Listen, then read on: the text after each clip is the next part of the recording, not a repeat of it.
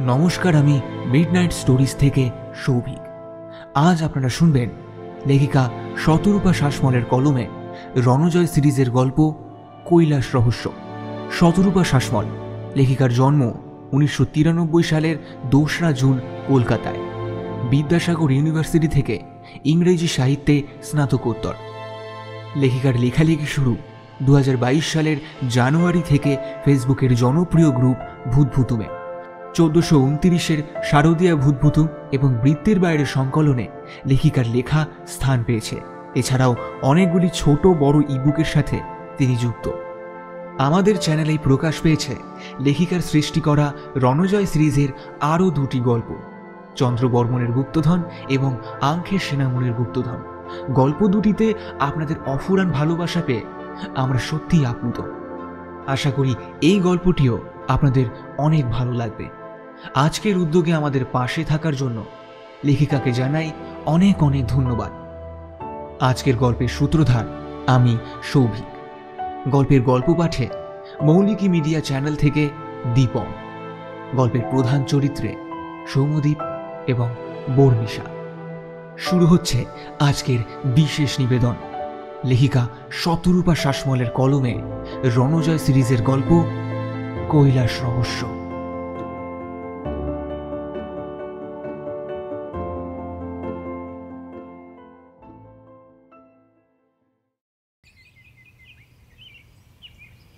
ঘুম থেকে উঠে রণজয় দেখল ঘড়িতে প্রায় 7টা বাজে। নিজের উপর একটু বিরক্ত হলো সে। আজ আর মর্নিং ওয়ার্কে যাওয়া হবে না। মর্নিং ওয়ার্কে গেলে অফিসে বেরোতে দেরি হয়ে যাবে। আজ ফ্রি হ্যান্ড আর যোগা করে শরীরচর্চা শেষ করতে হবে। ও তাড়াতাড়ি বিছানা ছেড়ে উঠে পড়ল। তাড়াতাড়ি বাথরুমের কাজ সেরে যখন এক্সারসাইজ করতে ছাদে গেল তখন বেশ অনেকটাই বেলা হয়ে গেছে। ছাদে উঠে ব্যায়াম শুরু করেছে। হঠাৎ চোখ পড়ল কোণার দিকে। একটা ছেলে চুপচাপ বসে আছে। বয়স 18 কি 19 হবে। মুখটা নিচের দিকে নামানো। কিছুদিন হলো ছেলেটাকে দেখছে রণজয়। ফ্ল্যাটের ছাদে সাধারণত কমই আসে, খুব প্রয়োজন না হলে আসে না। আজ ব্যাপারটা অন্য। যমুনাদি ঘর পরিষ্কার করছে। এখন ওখানে থাকলে দিদির কাজের অসুবিধা হবে, তাই ও সোজা ছাদে চলে এসেছে। এখানে ব্যায়াম সেরে নিচে যখন যাবে তখন যমুনাদির ঘর পরিষ্কার করা হয়ে যাবে।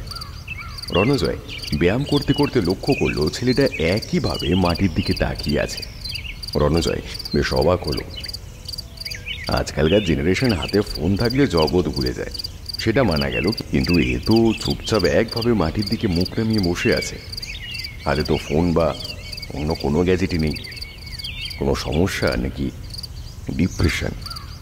আজকাল তো ডিপ্রেশন মহামারীর মতন ছড়িয়ে পড়েছে। চারিদিকে মন ভালো করার এত উপকরণ, তবুও মন খারাপের অসুখ। তার ছোটবেলাটা গ্রামেই কেটেছে। সেখানে উপকরণের অভাব থাকলেও সুখের অভাব ছিল না। ছোট ছোট খুশির ফাঁক গলে মন খারাপ আসতেই পারত না। আজকাল মানুষ মন খারাপের অসুখে ভোগে। এই অসুখে ভুগতে ভুগতে একসময় জীবনের চরম ভুল সিদ্ধান্ত নিয়ে বসে। রণজয় ছাদে এসেছে প্রায় মিনিট 15 হলো। এখনো একইভাবে ছেলেটা বসে আছে। রণজয় একটু ভাব জমাবার চেষ্টা করল। হাই, আমি রণজয়, 5th ফ্লোরে থাকি। তুমি? ছেলেটি মুখ না তুলেই জবাব দিল, আমার নাম সুতোষম মৈত্র। রণজয় আবার জিজ্ঞেস করল, তোমাকে তো কোনোদিন দেখিনি, তুমি? ওকে কথা শেষ করতে না দিয়েই ছেলেটি বলল, আমি মামার বাড়ি এসেছি। শ্যামময় রায় আমার মামা হন। এইবার রণজয় বুঝতে পারল শ্যামময়দার ভাগ্নে। শ্যামময়দা 3rd ফ্লোরে থাকেন, ইঞ্জিনিয়ার, নামি প্রাইভেট ফার্মে চাকরি করেন। বৌদি আর এক ছেলেকে নিয়ে সংসার। নির্ঝঞ্ঝাট আমোদে মানুষ। এই ছেলেটি সেই শ্যামময়দার বাড়িতে গেস্ট হয়ে এসেছে।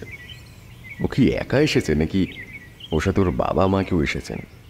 তাছাড়া সকালের এই ব্যস্ত সময়ও একা ছাদে এসে চুপচাপ বসে আছে, তাকে কেউ দেখেনি। ওর বসার ভঙ্গিটা মোটেই ভালো লাগছে না রণজয় কিছু একটা জিজ্ঞেস করতে যাবে, ঠিক এই সময় একজন মহিলা ডাকতে ডাকতে উপরে এলেন। সমু, তুই এখানে? আমরা তোকে সারা ঘর খুঁজছি। নিচে চল, তোর মামা ডাকছে। ব্রেকফাস্ট করে নিবি। রণজয় বলে উঠল, মামা নিচে ডাকছেন আর ভাগ্নে ছাদে মুখ গোঁজ করে বসে আছে। ভদ্রমহিলা এতক্ষণ রণজয়কে লক্ষ্য করেননি, এবার বললেন, আপনি মানে আসলে আমি তো আপনাকে ঠিক। রণজয় তোয়ালে দিয়ে ঘাম মুছতে মুছতে বলল, আমি রণজয় সেন, 5th ফ্লোরে থাকি। মহিলা হাত জোর করে নমস্কার করে বললেন, আমি আত্রেয়ী, সাম্যময় রায়ের বোন। রণজয় মৃদু হেসে বলল, আচ্ছা, আলাপ করে ভালো লাগলো। আসি, অফিস যেতে হবে, পরে কথা হবে। আসিস দ্রুত সোম।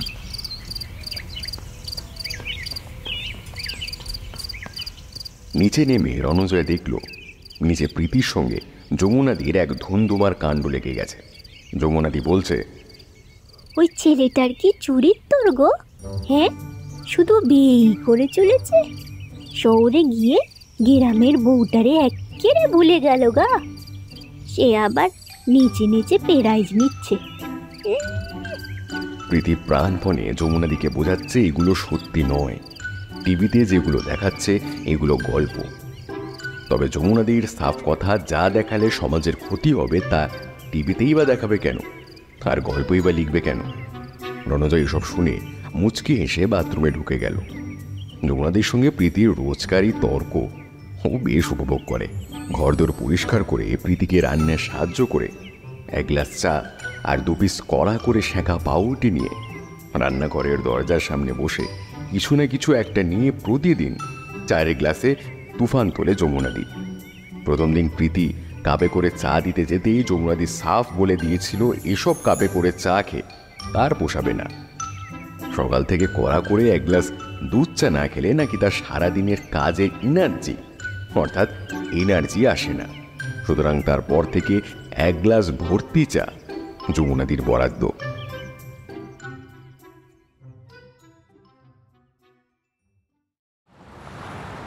বিকেলে অফিস ছুটি হতেই ও দেখল আকাশে হালকা মেঘ রোদের লুকোচুরি চলছে। একটা বৃষ্টি হলে মন্দ হয় না, যা গরম পড়েছে। অফিসের মধ্যে যতক্ষণ থাকা হয় ততক্ষণ গরমের আঁচটা বোঝা যায় না, কিন্তু বাইরে বেরোলে গরম যেন 1 লাফ মেরে আষ্টে পৃষ্ঠে জড়িয়ে ধরে। ও দাঁড়িয়ে ঘামতে ঘামতে বাসের জন্য অপেক্ষা করছে। হঠাৎ ওর সামনে একটা গাড়ি দাঁড়িয়ে পড়ল। গাড়ির কাঁচ নামতেই ও দেখল ভেতরে অরুণাভ বসে। অরুণাভ, রণজয় আর সুজিত কলেজে একটা টিম ছিল। কলেজে গ্রুপ স্টাডি থেকে শুরু করে স্পোর্টস, কুইজ সব জায়গায় একসাথে অংশগ্রহণ করতো তারা। তারপর পাশ করে রণজয় আর সুজিত ঢুকলো চাকরিতে, আর অরুণাভ নিজের বাবার ব্যবসাতে। অরুণাভ গাড়ি থেকে মুখটা একটু বের করে বলল, হাঁ করে ভাবলার মতো দেখছিস কি? চটপট গাড়িতে উঠে আয়। রণজয় গাড়িতে উঠতেই অরুণাভ গাড়িতে স্টার্ট দিতে দিতে বলল, সিট বেল্টটা লাগিয়ে নে, তোর সাথে অনেক কথা আছে। চল আজ একটু আড্ডা মারা যাক। অরুণাভ গাড়িটা ঘুরিয়ে প্রেসিডেন্সির উল্টো দিকে কফি হাউসের সামনে ঢুকলো। কত স্মৃতি জড়িয়ে আছে ওই কফি হাউসে। সেই পুরনো কফি হাউস আর নেই, অনেকটাই আলাদা আগের থেকে। তবুও নস্টালজিয়ায় ভেসে যেতে লাগলো ওরা। কফি হাউসে বসে দুধ দেওয়া ঘন কফিতে বড় করে একটা চুমুক দিয়ে অরুণাভ বলল,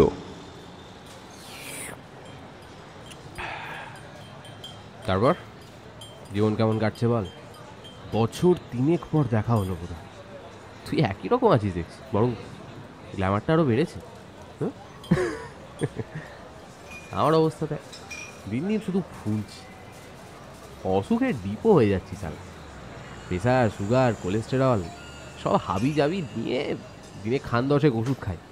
রণজয় একটু হেসে কাপটা সরিয়ে রেখে বলল, কবে ফিরলি আমেরিকা থেকে? মৌমা কেমন আছে? বিয়ে করলি? অরুণাভ একটু বিষণ্ণ হাসি হেসে বলল, ফিরেছি প্রায় মাস 6 হল। তারপর এখানে এসে শুনলাম মৌমা আর নেই।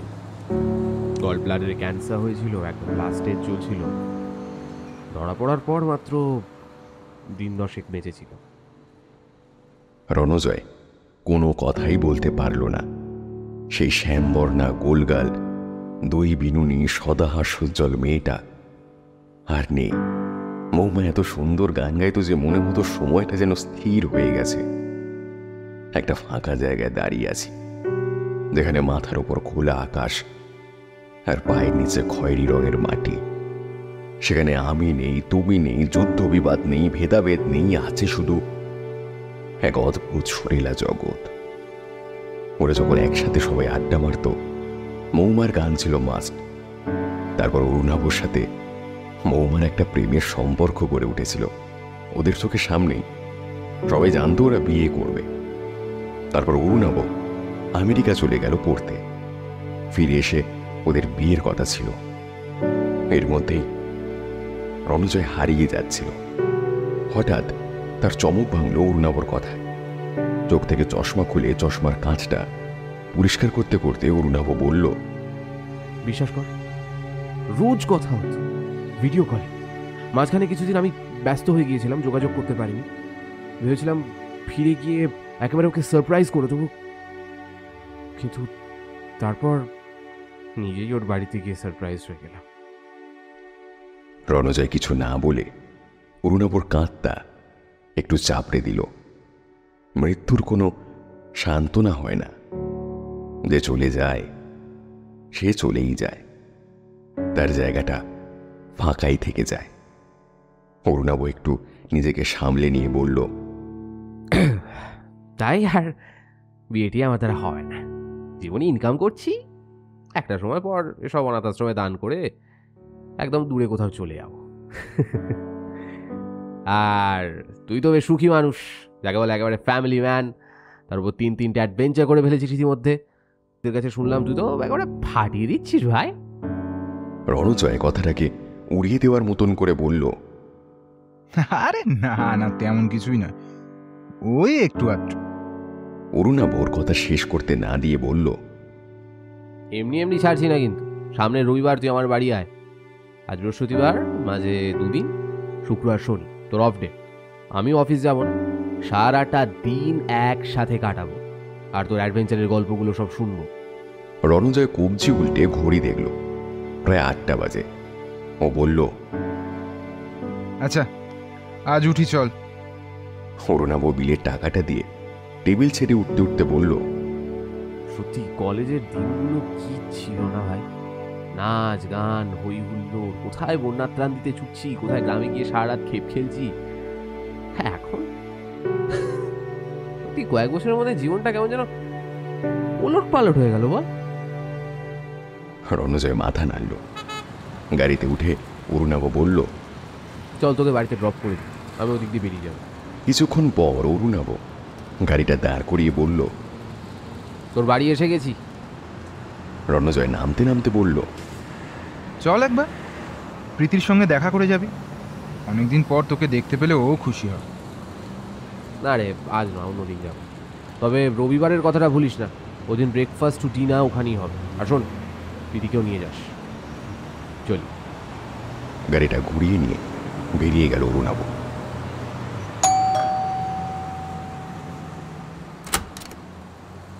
ডোরবেল বাজাতেই প্রীতি দরজা খুলে দিল। ভেতর থেকে তাদের টুকরো টুকরো কথা ভেসে আসছে। রণজয় জুতোর ফিতে খুলতে খুলতে জিজ্ঞেস করল, কে এসেছে? সাম্যদা, বৌদি, ওদের বোন আর ভাগ্নে এসেছে। তোমার অপেক্ষাতে বসে আছে সেই সন্ধে থেকে। সবার জন্য আরেক রাউন্ড চা করছি। তুমি খাবে তো?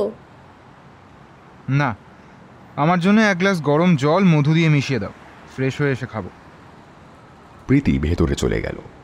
রণজয় ভেতরে ঢুকে দেখল সাম্যদা, বৌদি, সাম্যদার বোন নিজেরা কি একটা আলোচনা করছে। খালি সুতোশ্রম মন দিয়ে টিভি দেখছে। মুখটা সকালের মতন অতটা বিষণ্ণ নয়। ও বলল, আপনারা বসুন সাম্যদা, আমি 5 মিনিটের মধ্যেই ফ্রেশ হয়ে আসছি। কিছুক্ষণ পর ড্রয়িং রুমে উষ্ণ গরম জলে চুমুক দিতে দিতে রণজয় বলল, বলুন সাম্যদা। রণজয়, তোমার কাছে একরকম বিপদে পড়ে এসেছি বলতে পারো। অবস্থাটা এমন যে কাউকে খুলে বলতেও পারছি না। গত কয়েকদিন ধরে অনেকবার ভেবে তারপর তোমার কাছে এসেছি। এই যে আমার ভাগ্নে সমু, মানে শ্রুতসোমের বাবার ব্যাপারে কিছু কথা আছে তোমার সাথে। শ্রুতসোমের বাবা নীলাদ্রি মৈত্রের সঙ্গে আমার বোনের বিয়ে হয় প্রায় বছর 20 আগে। তখন আমার বোন সদ্য 18 পা দিয়েছে। নীলাদ্রির বাড়ির থেকেই সম্বন্ধ এসেছিল। আমার বোনকে দেখার পর মাত্র 7 দিনের মাথায় ওদের বাড়ির বউ করে নিয়ে গিয়েছিল। আমাদের অবস্থা তখন খুব একটা ভালো ছিল না। মায়ের শরীর খারাপ, বাবারও তেমন রোজগারপাতি নেই, আর আমি বা দাদা কেউই তখনও চাকরি পাইনি। আপত্তি করার সুযোগ বা সাহস কোনোটাই ছিল না। আমাদের তুলনায় নীলাদ্রিরা বড়লোক বলা চলে। বড় 3 তলা বাড়ি, দেশের বাড়ি বর্ধমানে, বিঘে 5 জমি, একমাত্র ছেলে, বাবা সরকারি চাকরি করতেন। ছোট থেকে নীলাদ্রি অত্যন্ত মেধাবী ছাত্র, তাই মোটামুটি কলেজ শেষ করেই একটা স্কুলে চাকরি পেয়ে যায়। সুতরাং বেশ ভালো ঘর এবং ভালো পাত্র বলা যায়। বিয়ের বছর 2 পর সমুর জন্ম হলো। হঠাৎ নীলাদ্রি দিন দিন বদলে যেতে লাগলো। হঠাৎ করে মাছ মাংস খাওয়া ছেড়ে দিল। চুপচাপ বসে কোনো কিছু একটা নিয়ে ভাবত। স্কুলের চাকরিতে একদিন রেজিগনেশন দিয়ে এসে বলল, আর চাকরি করতে ভালো লাগছে না। বাড়ির লোক ব্যতিব্যস্ত হয়ে উঠল। হঠাৎ কি এমন হলো যে একটা মানুষ এতটা বদলে যাচ্ছে? কোনো অসৎ সঙ্গে পড়ল নাকি? কিন্তু তাদের ধারণা মিথ্যে প্রমাণিত হলো। বাইরের জগতে নীলাদ্রি যেমন ছিল তেমনি আছে, এমন কিছুই সন্দেহ করার মতো ঘটেনি। কিন্তু আমার বোন নীলাদ্রির পরিবর্তনটা বুঝতে পারছিল। চাকরি ছাড়ার প্রায় মাসখানেক পর সমুর বাবা বোনের উদ্দেশ্যে একটা চিঠি লিখে একদিন হঠাৎ নিরুদ্দেশ হয়ে যায়। অনেক খোঁজাখুঁজি করা হয়েছিল, কিন্তু কোনো লাভ হয়নি। নীলাদ্রিকে আর খুঁজে পাওয়া যায়নি। তখন থেকে আমার বোন বলতে গেলে একা হাতে সমুকে মানুষ করেছে। অবশ্য বোনের শ্বশুর শাশুড়ি যথেষ্ট সাপোর্ট করেছেন।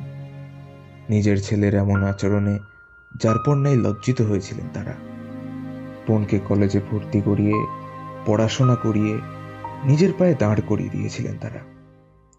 পরে তারা বলেছিলেন ও যদি আবার বিয়ে করতে চায় তবে করতে পারে, সে ব্যবস্থাও তারাই করবে। কিন্তু বোন রাজি হয়নি। ও তখন একটা স্কুলে চাকরি করে। সমু যেহেতু প্রায় ছোট থেকেই দাদু ঠাকুমার কোলে মানুষ, আর আমার বোনকেও ওরা নিজের মেয়ের মতো মানুষ করেছেন, এত বড় ভরসার জায়গাটা হারাতে আর রাজি হয়নি ও। আমরাও অনেক বুঝিয়েছিলাম, কিন্তু নিজের সিদ্ধান্তে অনড় ছিল। গত বছর সমু এইচএস দিয়ে যাদবপুরে কেমিস্ট্রি অনার্স নিয়ে ভর্তি হয়েছে। এখন ওর 2nd ইয়ার চলছে। কিছুদিন আগে ও কলেজ থেকে বাসে করে বাড়ি ফিরছিল। একজন অচেনা লোক এসে ওর হাতে একটা চিঠি দিয়ে বলে, তোমার বাবাকে যদি দেখতে চাও এই ঠিকানায় যোগাযোগ করো। এই বলে বাস থেকে নেমে ভিড়ের মধ্যে মিশে গিয়েছিল। বহু চেষ্টা করেও সমু তাকে ধরতে পারেনি। তারপর বাড়ি ফিরে এসে ও সবাইকে ঘটনাটা বলে। আমরা প্রথমে একটু নিমরাজি হয়ে ওর জেদে কাগজে লেখা ঠিকানাতে যাই। তবে জায়গাটা যত কম সময়ে বললাম, মোটেই তত কম সময় হয়নি। বহু খুঁজে খুঁজে এক গলির মধ্যে ঠিকানাটা পাওয়া গিয়েছিল, যদিও সেখানে কেউ ছিল না। তারপর আমরা ওখান থেকে ঘুরে চলে আসি।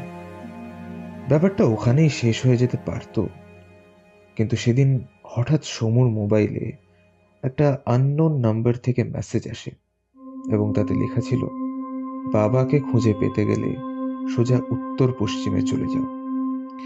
আমি প্রথমে ভেবেছিলাম ওর কোনো বন্ধু বান্ধব ওর সাথে ইয়ার্কি করছে, কিন্তু সমু এমনিতেই ইন্ট্রোভার্ট প্রকৃতির। ও বলল, এখনো কলেজে বা স্কুলে এমন কোনো বন্ধু বান্ধবী হয়নি যারা এই ব্যাপারটা নিয়ে ইয়ার্কি করতে পারে। ও খুব চেষ্টা করেছিল কথাটার মানে বোঝার জন্য। ও নাকি এই কথাটার মানে বুঝেছে, কিন্তু তার জন্য নাকি ওকে তিব্বত যেতে হবে। এই কথাটা শুনে আমরা কেউ রাজি হইনি। তারপর থেকে ও আরো বেশি চুপচাপ হয়ে গেছে। এখন এই ব্যাপারটা আমি পুলিশকে জানাতে পারছি না, কারণ এটা 2-1 বছরের ঘটনা নয়, প্রায় 17-18 বছরের ঘটনা।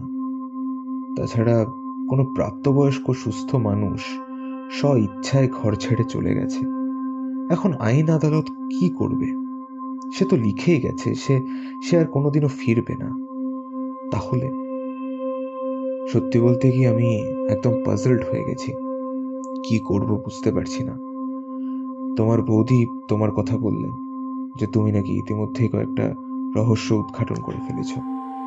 তাই কেন জানি না মনে হলো হয়তো তুমিই একমাত্র পারো এই জটিল সমস্যা থেকে আমায় উদ্ধার করতে। সাম্যময় রায় চুপ করলেন। রণজয় মন দিয়ে শুনছিল। এবার বলল, আচ্ছা, শ্রুতসোমের বাবার ওর মাকে লেখা চিঠি আর সেই লোকটার ঠিকানা লেখা কাগজটা আছে?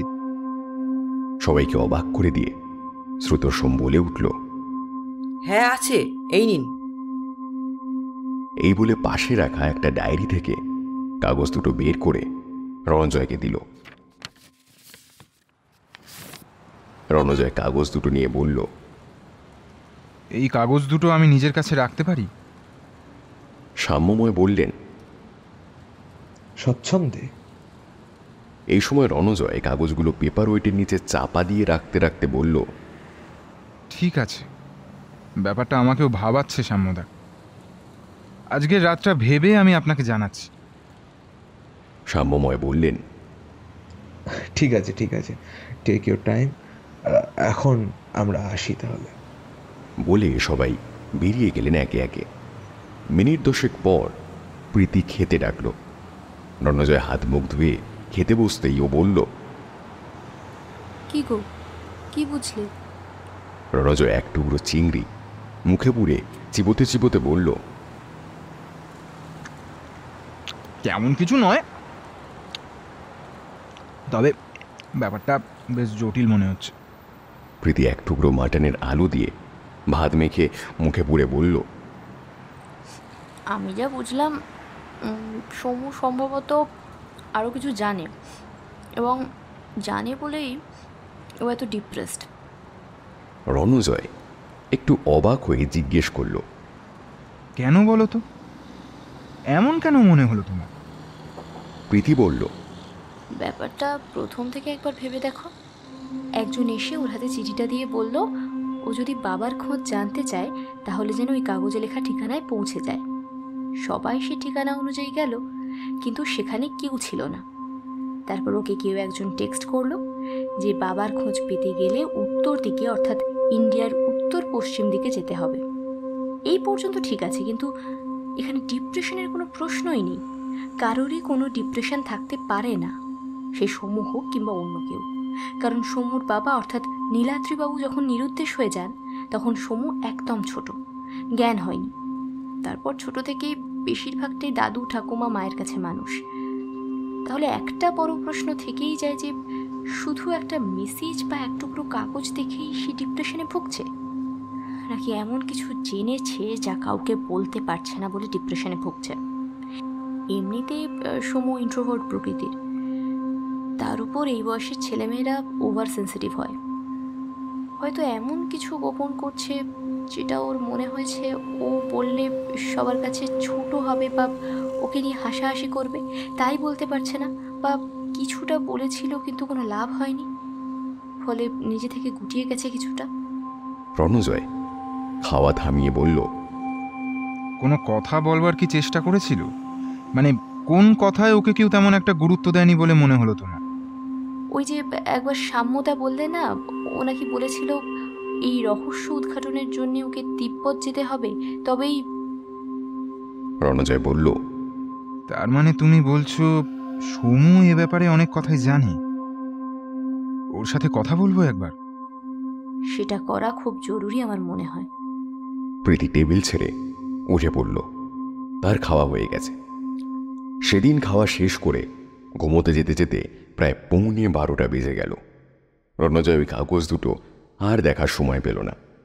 কাগজ দুটোকে স্টাডি টেবিলের ড্রয়ারে ঢুকিয়ে বন্ধ করে দিল। পরদিন অফিস থেকে ফিরে রণজয় কাগজ দুটো নিয়ে বসল। প্রথমে আত্রেয়ী দেবীকে লেখা নীলাদ্রিবাবুর চিঠি। চিঠির কাগজটা বেশ পুরু ও দামি, অনেকদিন হয়ে যাওয়ার জন্য একটু হলদেটে হয়ে এসেছে। আত্রেয়ী দেবীকে সম্বোধন করে লেখা, আত্রেয়ী, একটা কথা তোমাকে অনেক দিন ধরেই বলবো বলবো করে বলা হয়ে ওঠেনি, আজ বলছি। আসলে জানো তো, সংসার জীবন আমার জন্য নয়। ছোটবেলা থেকেই সন্ন্যাসী হওয়ার স্বপ্ন দেখতাম, বড় হয়েও সেই পথেই হাঁটছিলাম, কিন্তু বাদ সাধলো আমার মা যেদিন জানতে পেরেছিলেন যে আমার সংসার জীবনে প্রবেশ করার কোনো ইচ্ছে নেই, সেদিন রেগে মেগে গায়ে হাত ছুঁইয়ে শপথ করিয়ে নিয়েছিলেন। এসব কথা যেন আমি দ্বিতীয়বার আর কোনো দিনও না ভাবি, এবং আমাকে প্রায় না জানিয়েই 1 সপ্তাহের মধ্যে আমার বিয়ে ঠিক করেছিলেন তারা। তাদের কথা মতো তোমাকে একবারের জন্যও না আমি দেখিনি। সোজা একেবারে বিয়ের পিঁড়িতে বসেছিলাম। বিয়ে হলো, সংসার হলো, আমাদের সন্তানও এলো। ভালো মতোই সংসারের পাকে জড়িয়ে পড়েছিলাম। বাবা মা নিশ্চিন্ত হয়েছিলেন এই ভেবে যে ছেলের হয়তো সংসারে মতি হয়েছে। কিন্তু জানো তো, পরম পিতা ঈশ্বর যা চাইবেন তাই হবে। এবার পরম পিতা নিজে থেকেই যাকে পথে বেরিয়ে যেতে নির্দেশ দিয়েছেন, সে কি করে সেই জ্যোতির্ময়ের ডাক উপেক্ষা করে থাকতে পারে বলতে পারো? জানি এর উত্তর হয়তো কারোর কাছেই নেই। হয়তো তুমি আমায় স্বার্থপর ভাবছো আমি তোমার জীবনটা একেবারে ওলট পালট করে দিলাম। কিন্তু বিশ্বাস করো, এতদিন পর্যন্ত একটি বারের জন্য স্বামীর দায়িত্ব কর্তব্য কতটা আমি পালন করেছি তা আমার চেয়ে মনে হয় তুমিই ভালো বলতে পারবে। আজ দেখেছো আকাশে পূর্ণিমার চাঁদ উঠেছে, প্রকৃতি যেন জ্যোৎস্নার আলোতে মাখামাখি হয়ে যাচ্ছে। লক্ষ্য করো, আজকে আমার সেই সিদ্ধ পুরুষের কথা খুব করে মনে পড়ছে, যিনি জ্ঞানের খোঁজে এমনই এক জ্যোৎস্না রাতে নিজের ঘুমন্ত স্ত্রী আর শিশুপুত্রকে রেখে মহাভিনিষ্ক্রমণে বেরিয়েছিলেন।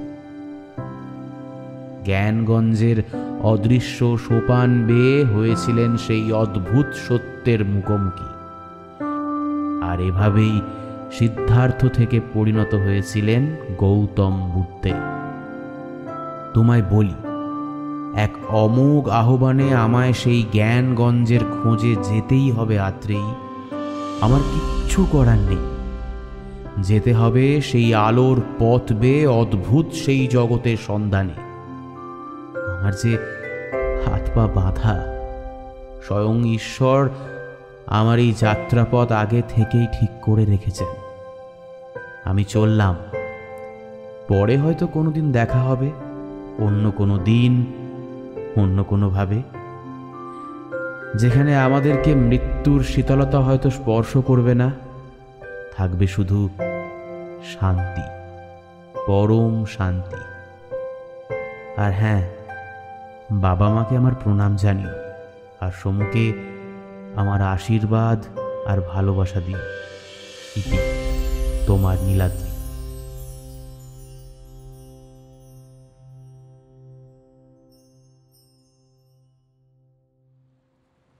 রণজয় দেখল বেশ পরিষ্কার হাতের লেখা, খুব একটা তাড়াহুড়ো করে লেখাও নয়, বেশ ঠান্ডা মাথায় গুছিয়ে সুন্দর করে বক্তব্য লেখা হয়েছে।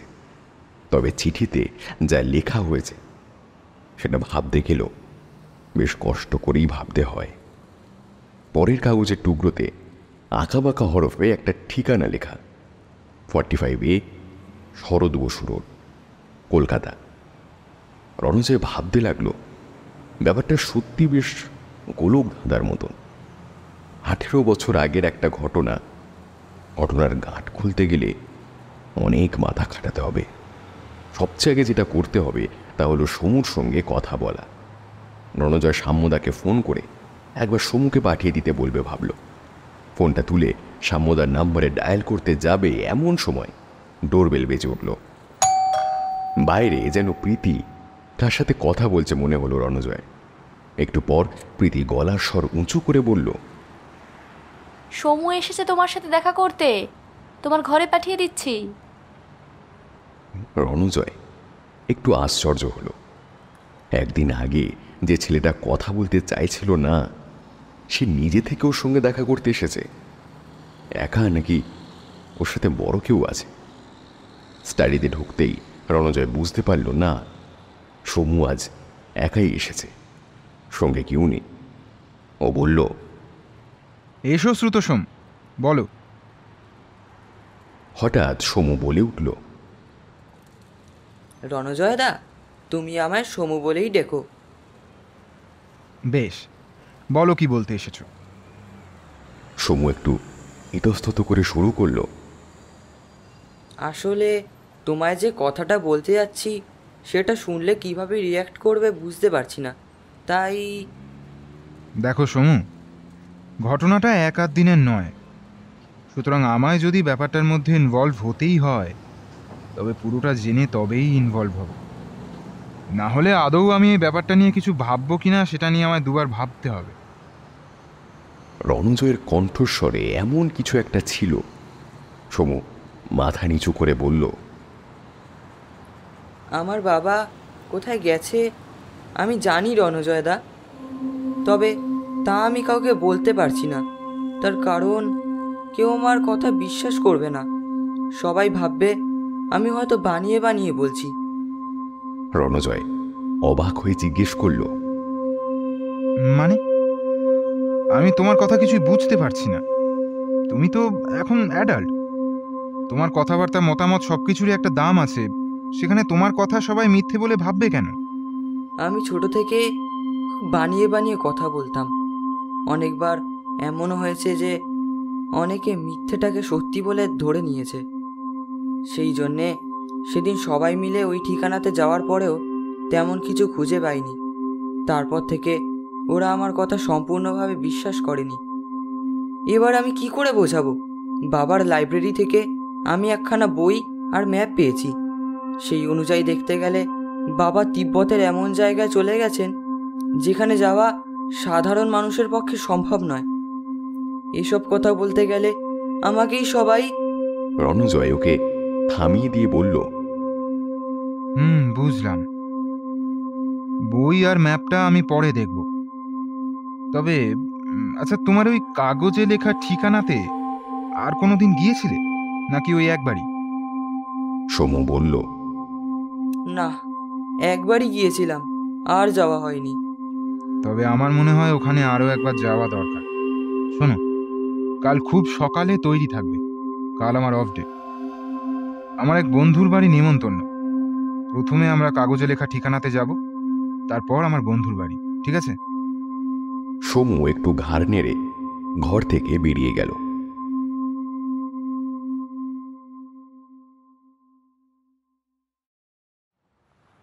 পরের দিন যখন ওরা কাগজে লেখা ঠিকানাতে পৌঁছালো তখন ঘড়িতে 8:15। এত ভোরে বেরোবার দরুন রাস্তাঘাট একেবারে ফাঁকা ছিল বলা যায়। খুব তাড়াতাড়ি ওরা এসে পৌঁছেছে। খুব পুরনো বনেদি আমলের বাড়ি। শহর কলকাতায় এমন পুরনো আমলের অথচ মজবুত বাড়ি খুব কমই দেখা যায়।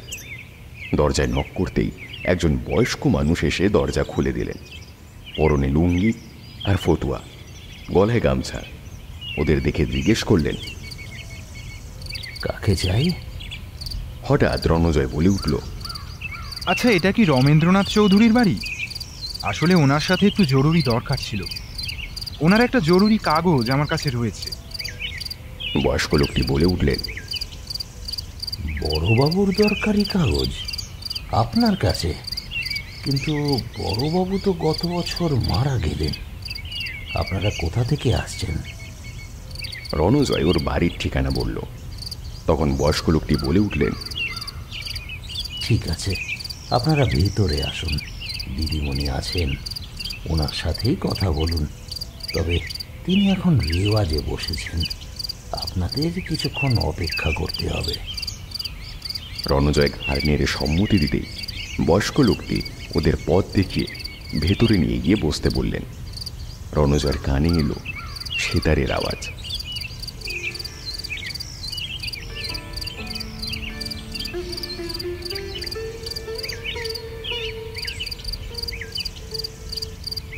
অসাধারণ বাজাচ্ছেন ভদ্রমহিলা, বোঝাই যাচ্ছে গুণী হাত। তৃতীয় ভালো শরৎ বাজায়, কিন্তু এই শরৎ যেন ভালো অসাধারণ এই সব বিশেষণ ঊর্ধ্বে। খালি শুনতে হয়, বলার মতন কোনো ভাষা থাকে না। বোধহয় মিনিট 10 কেটে গেল এই সেতার শুনতে শুনতে। হঠাৎ সমু উসখুস করছে দেখে রণজয় চাপা স্বরে বলল, কি হলো? তুমি ছটফট করছো কেন? কিছু বলবে? এই বাড়িটা যে রবীন্দ্রনাথ চৌধুরী সেটা তুমি জানলে কি করে? আর আমি তো এ ব্যাপারে তোমাকে কিছু বলিনি। আর তোমার কাছে ওনার দরকারি কাগজই পাইলো কি করে? পরে বলছি, এখন চুপ করে বসো। আরও মিনিট 20 কাটবার পর ভদ্রমহিলা এ ঘরে এলেন। পরনে সাদা রঙের জামদানি, হালকা গয়না, ছোট করে কাটা চুল কপালে এসে পড়েছে। ভদ্রমহিলা ক্ষীণাঙ্গী, শ্যামবর্ণা, তবে চেহারায় বেশ ব্যক্তিত্ব আছে। প্রীতি অস্ফুটে বলে উঠল, শ্রুতি চৌধুরী। তারপর হাত জোর করে উঠে দাঁড়িয়ে বলল, নমস্কার, আমি আপনার একজন গুণমুগ্ধ ভক্ত বলতে পারেন। বিভিন্ন আসরে আপনার সেতার শুনেছি, তবে এইভাবে সামনাসামনি দেখা পাবো কোনোদিন ভাবিনি। আসলে আমিও একটু আধটু সেতার বাজাই, আপনি আমার অনুপ্রেরণা। উত্তরে শ্রুতি দেবী একটু হাসলেন। তারপর প্রীতিকে বসতে বলে নিজেই ওদের সামনে একটা সোফায় বসলেন। এবার জিজ্ঞেস করলেন, বলুন, এত সকালে আপনারা আমার বাড়িতে? আপনাদের পরিচয়টা? রণজয় পরিচয় দিতেই শ্রুতি দেবী হাতের ছোট রিস্ট ওয়াচটা দেখে বললেন, আমার আজ লখনৌ যাওয়ার কথা, একটু পরেই বেরিয়ে পড়ব। মধু কাকু বলল আপনাদের কাছে নাকি আমার বাবার কোনো একটা জরুরি কাগজ আছে। কিছুদিন আগে খামটা রমেন্দ্রনাথ বাবুর একজন পরিচিত লোকের কাছ থেকে আমি পেয়েছিলাম। ওটা বাইপোস্টেই পাঠাতে পারতাম, ইনফ্যাক্ট ওটাই করতাম। জিনিসটা অনেকদিন ধরেই ব্যাগে পড়েছিল। আজ এদিকে একটা কাজে এসেছিলাম, ভাবলাম দিয়ে দিই। কিন্তু এখানে এসে শুনলাম উনি, সরি ফর দ্যাট। রণজয় তাড়াতাড়ি ব্যাগ থেকে একটা মোটা খাম বের করে শ্রুতি দেবীকে ধরিয়ে দিল। তিনি খামটা নিয়ে পেপার ওয়েট চাপা দিয়ে রাখলেন। তারপর বললেন, আপনারা একটু বসুন, আমি চায়ের কথা বলে আসছি। রণজয় তাড়াতাড়ি বাধা দিয়ে বলল, না না, আমরা চা খেয়েই বেরিয়েছি, এখন আর খাবো না। আপনি ব্যস্ত আছেন, এখন বেশি সময় নষ্ট করব না আপনার। খালি একটা কথা। শ্রুতি দেবীর জিজ্ঞাসা মুখে রণজয়ের দিকে তাকাতেই ঠিকানা লেখা সেই কাগজের টুকরোটা ওনার দিকে বাড়িয়ে ধরল রণজয়। তারপর বলল, আচ্ছা, আপনি কি বলতে পারবেন এই লেখাটা কার হতে পারে? শ্রুতি দেবী বললেন, কি ব্যাপার বলুন তো, আপনারা পুলিশ নাকি? হঠাৎ এইভাবে? রণজয় খুব সংক্ষেপে পুরো ঘটনাটা বলল। সঙ্গে সঙ্গে শ্রুতি দেবী তীরের মতন ছিটকে উঠে দাঁড়িয়ে বললেন, আবার সেই আজগুবি সব কথাবার্তা, আর এর সাথে আমাদের জড়ানো। বাবা বেঁচে থাকতে বহুবার মা, বাড়ির বড়রা বুঝিয়েও কিচ্ছু হলো না। সেই প্রসঙ্গ টেনে এনে আজও কথা হচ্ছে। আমি আপনাদের কাছে হাত জোর করছি, এসব দিবা স্বপ্ন দেখা বন্ধ করুন, আর আমাদেরও রেহাই দিন। আপনারা এবার আসুন, আমার দেরি হয়ে যাচ্ছে। এই বলে দ্রুত পদে হেঁটে বাড়ির ভেতরে ঢুকে গেলেন তিনি। রণজয় আর সমু মুখ চাওয়াচাই করতে লাগলো। হঠাৎ এমন কি হলো যে শ্রুতি দেবীর আচরণ বেমালুম পরিবর্তন হয়ে গেল? ওরা উঠে দাঁড়িয়ে দরজা দিয়ে বেরোতে যাবে এমন সময় সেই বৃদ্ধ ভদ্রলোক এসে ওদেরকে নিচু স্বরে বললেন, আপনারা যদি নীলাদ্রিবাবুর সঙ্গে এই বাড়ির কি সম্পর্ক জানতে চান, কাল ঠিক দুপুর 2টোতে এই বাড়ির উল্টো দিকে যে পার্কটা আছে সেখানে আসুন, সব জানতে পারবেন। যে বাড়ির প্রতিটা কোণায় লুকিয়ে আছে রহস্য, এতদিন সেগুলোকে লুকিয়ে রাখা হয়েছে, এবারে সেগুলো সব প্রকাশ করার পালা। রণজয় একটু অবাক হলেও সম্মতি জানিয়ে ভদ্রলোককে নমস্কার করে বেরিয়ে এলো। কালকে আসার ব্যাপারটা বেশ ভাবিয়ে তুলল ওকে। কাল ওর অফিস, কাল আবার সপ্তাহের প্রথম দিন, খুব জরুরি না হলে ছুটি পাওয়া যাবে না। কি আর করা যায়? এমন সময় প্রীতি বলে উঠল, কাল তুমি অফিস চলে যেও, আমি আর সমু না হয় চলে আসবো। রণজয় একটু আশ্চর্য হলেও খুব অবাক হলো না। ও এর আগে বহুবার দেখেছে প্রীতি হট রিডিং করতে পারে। বহুবার ওর বলার আগেই কোনো কথা বুঝে তার উত্তর প্রীতি দিয়ে দেয়। আপাতত ওর মাথা থেকে চিন্তার বোঝাটা নেমে গেল। এবার সমু বলল, এই বাড়িটা যে রবীন্দ্রনাথ চৌধুরী তুমি জানলে কি করে রণজয়দা? আর ওনার জরুরি কাগজই বা তোমার কাছে এলো কি করে? আমি তো কিছুই বুঝতে পারছি না। রণজয় বলল, বাড়ির নেম প্লেট দেখে জেনেছিলাম যে এটা রবীন্দ্রনাথ চৌধুরীর বাড়ি, আর স্রেফ একটা সাদা কাগজ ভাঁজ করে খামটার মধ্যে রাখা আছে, ওর মধ্যে আর কিছুই নেই। প্রীতি চোখ বড় বড় করে বলল, সর্বনাশ! ভদ্রমহিলা যদি তখনই খামটা খুলতেন তখন কি হতো? তিনি তো বুঝতে পারতেন ওই খামটার মধ্যে কিছুই নেই। তারপর কি হতো? যা তিরিক্ষে মেজাজ! উত্তর তৈরি করে রাখতে হয় প্রীতি। ক্ষমা চেয়ে বলতাম অন্য কোনো খামের সাথে বদলে গেছে, পরে এসে দিয়ে যাব বা বাই পোস্টে পাঠিয়ে দেব। তবে আসল উদ্দেশ্য তো সফল হলো না, এটাই দুঃখে। দেখা যাক কাল ভদ্রলোক কি বলেন। মনে তো হচ্ছে রহস্যের এক প্রান্তের সূত্র উনি জানেন। চলো, অরুণাভর বাড়ি যেতে দেরি হয়ে যাচ্ছে। সেদিন অরুণাভর বাড়িতে অনেক মজা আনন্দ হলো। অনেকদিন সবার সাথে দেখা হয়নি। সুজিতকেও ডাকা হয়েছিল, তবে সে বলল জরুরি কোনো একটা কেসে জড়িয়ে গিয়ে ওর শ্বাস ফেলার সময় নেই, পরের বার গেট টুগেদারে ও নিশ্চয়ই আসবে। কিন্তু কথায় কথায় প্রীতি যখন শুনল মৌমার নেই, বেশ কিছুক্ষণ চুপচাপ থেকে হঠাৎ বলে উঠেছিল, সত্যি জীবন কত অনিশ্চিত। একদিন আমাদের সবাইকে এইভাবে অগভীর থেকে গভীরে ডুব দিতে হবে। বেশ কিছুক্ষণ থমথমে হয়ে গেছিল পরিবেশটা। অরুণাভর বাড়ি থেকে যখন ওরা বেরিয়ে এলো তখন বাজে 10:10। অরুণাভ ওদের নিজের গাড়িতে করে ড্রপ করে এলো। পরদিন সমু আর প্রীতি যখন 45-এ শরৎ বসু রোডের উল্টো দিকের পাকটাতে পৌঁছালো তখন ঘড়িতে ঠিক দুপুর 1টা বাজে। প্রচণ্ড গরম পড়েছে। প্রীতি স্কার্ফ দিয়ে ভালো করে মাথা মুখ ঢেকে নিল। পার্কে এখন কেউ নেই। ব্যাগ থেকে একটা বোতল বের করে কিছুটা জল খেয়ে সমুর হাতে দিল প্রীতি। সমু জল খেয়ে বোতলটা ফিরিয়ে দিতে দিতে বলল, খুব গরম পড়েছে, বেশিক্ষণ এখানে দাঁড়ানো যাবে না। মনে হচ্ছে আর মিনিট 5 দাঁড়ালেই। ও কথা শেষ করতে না করতে পিছন করে দেখল কালকের সেই বয়স্ক ভদ্রলোক। ওদের দেখে বললেন, চলুন ঘরে চলুন, দিদিমণি কাল সকালে ফিরবেন।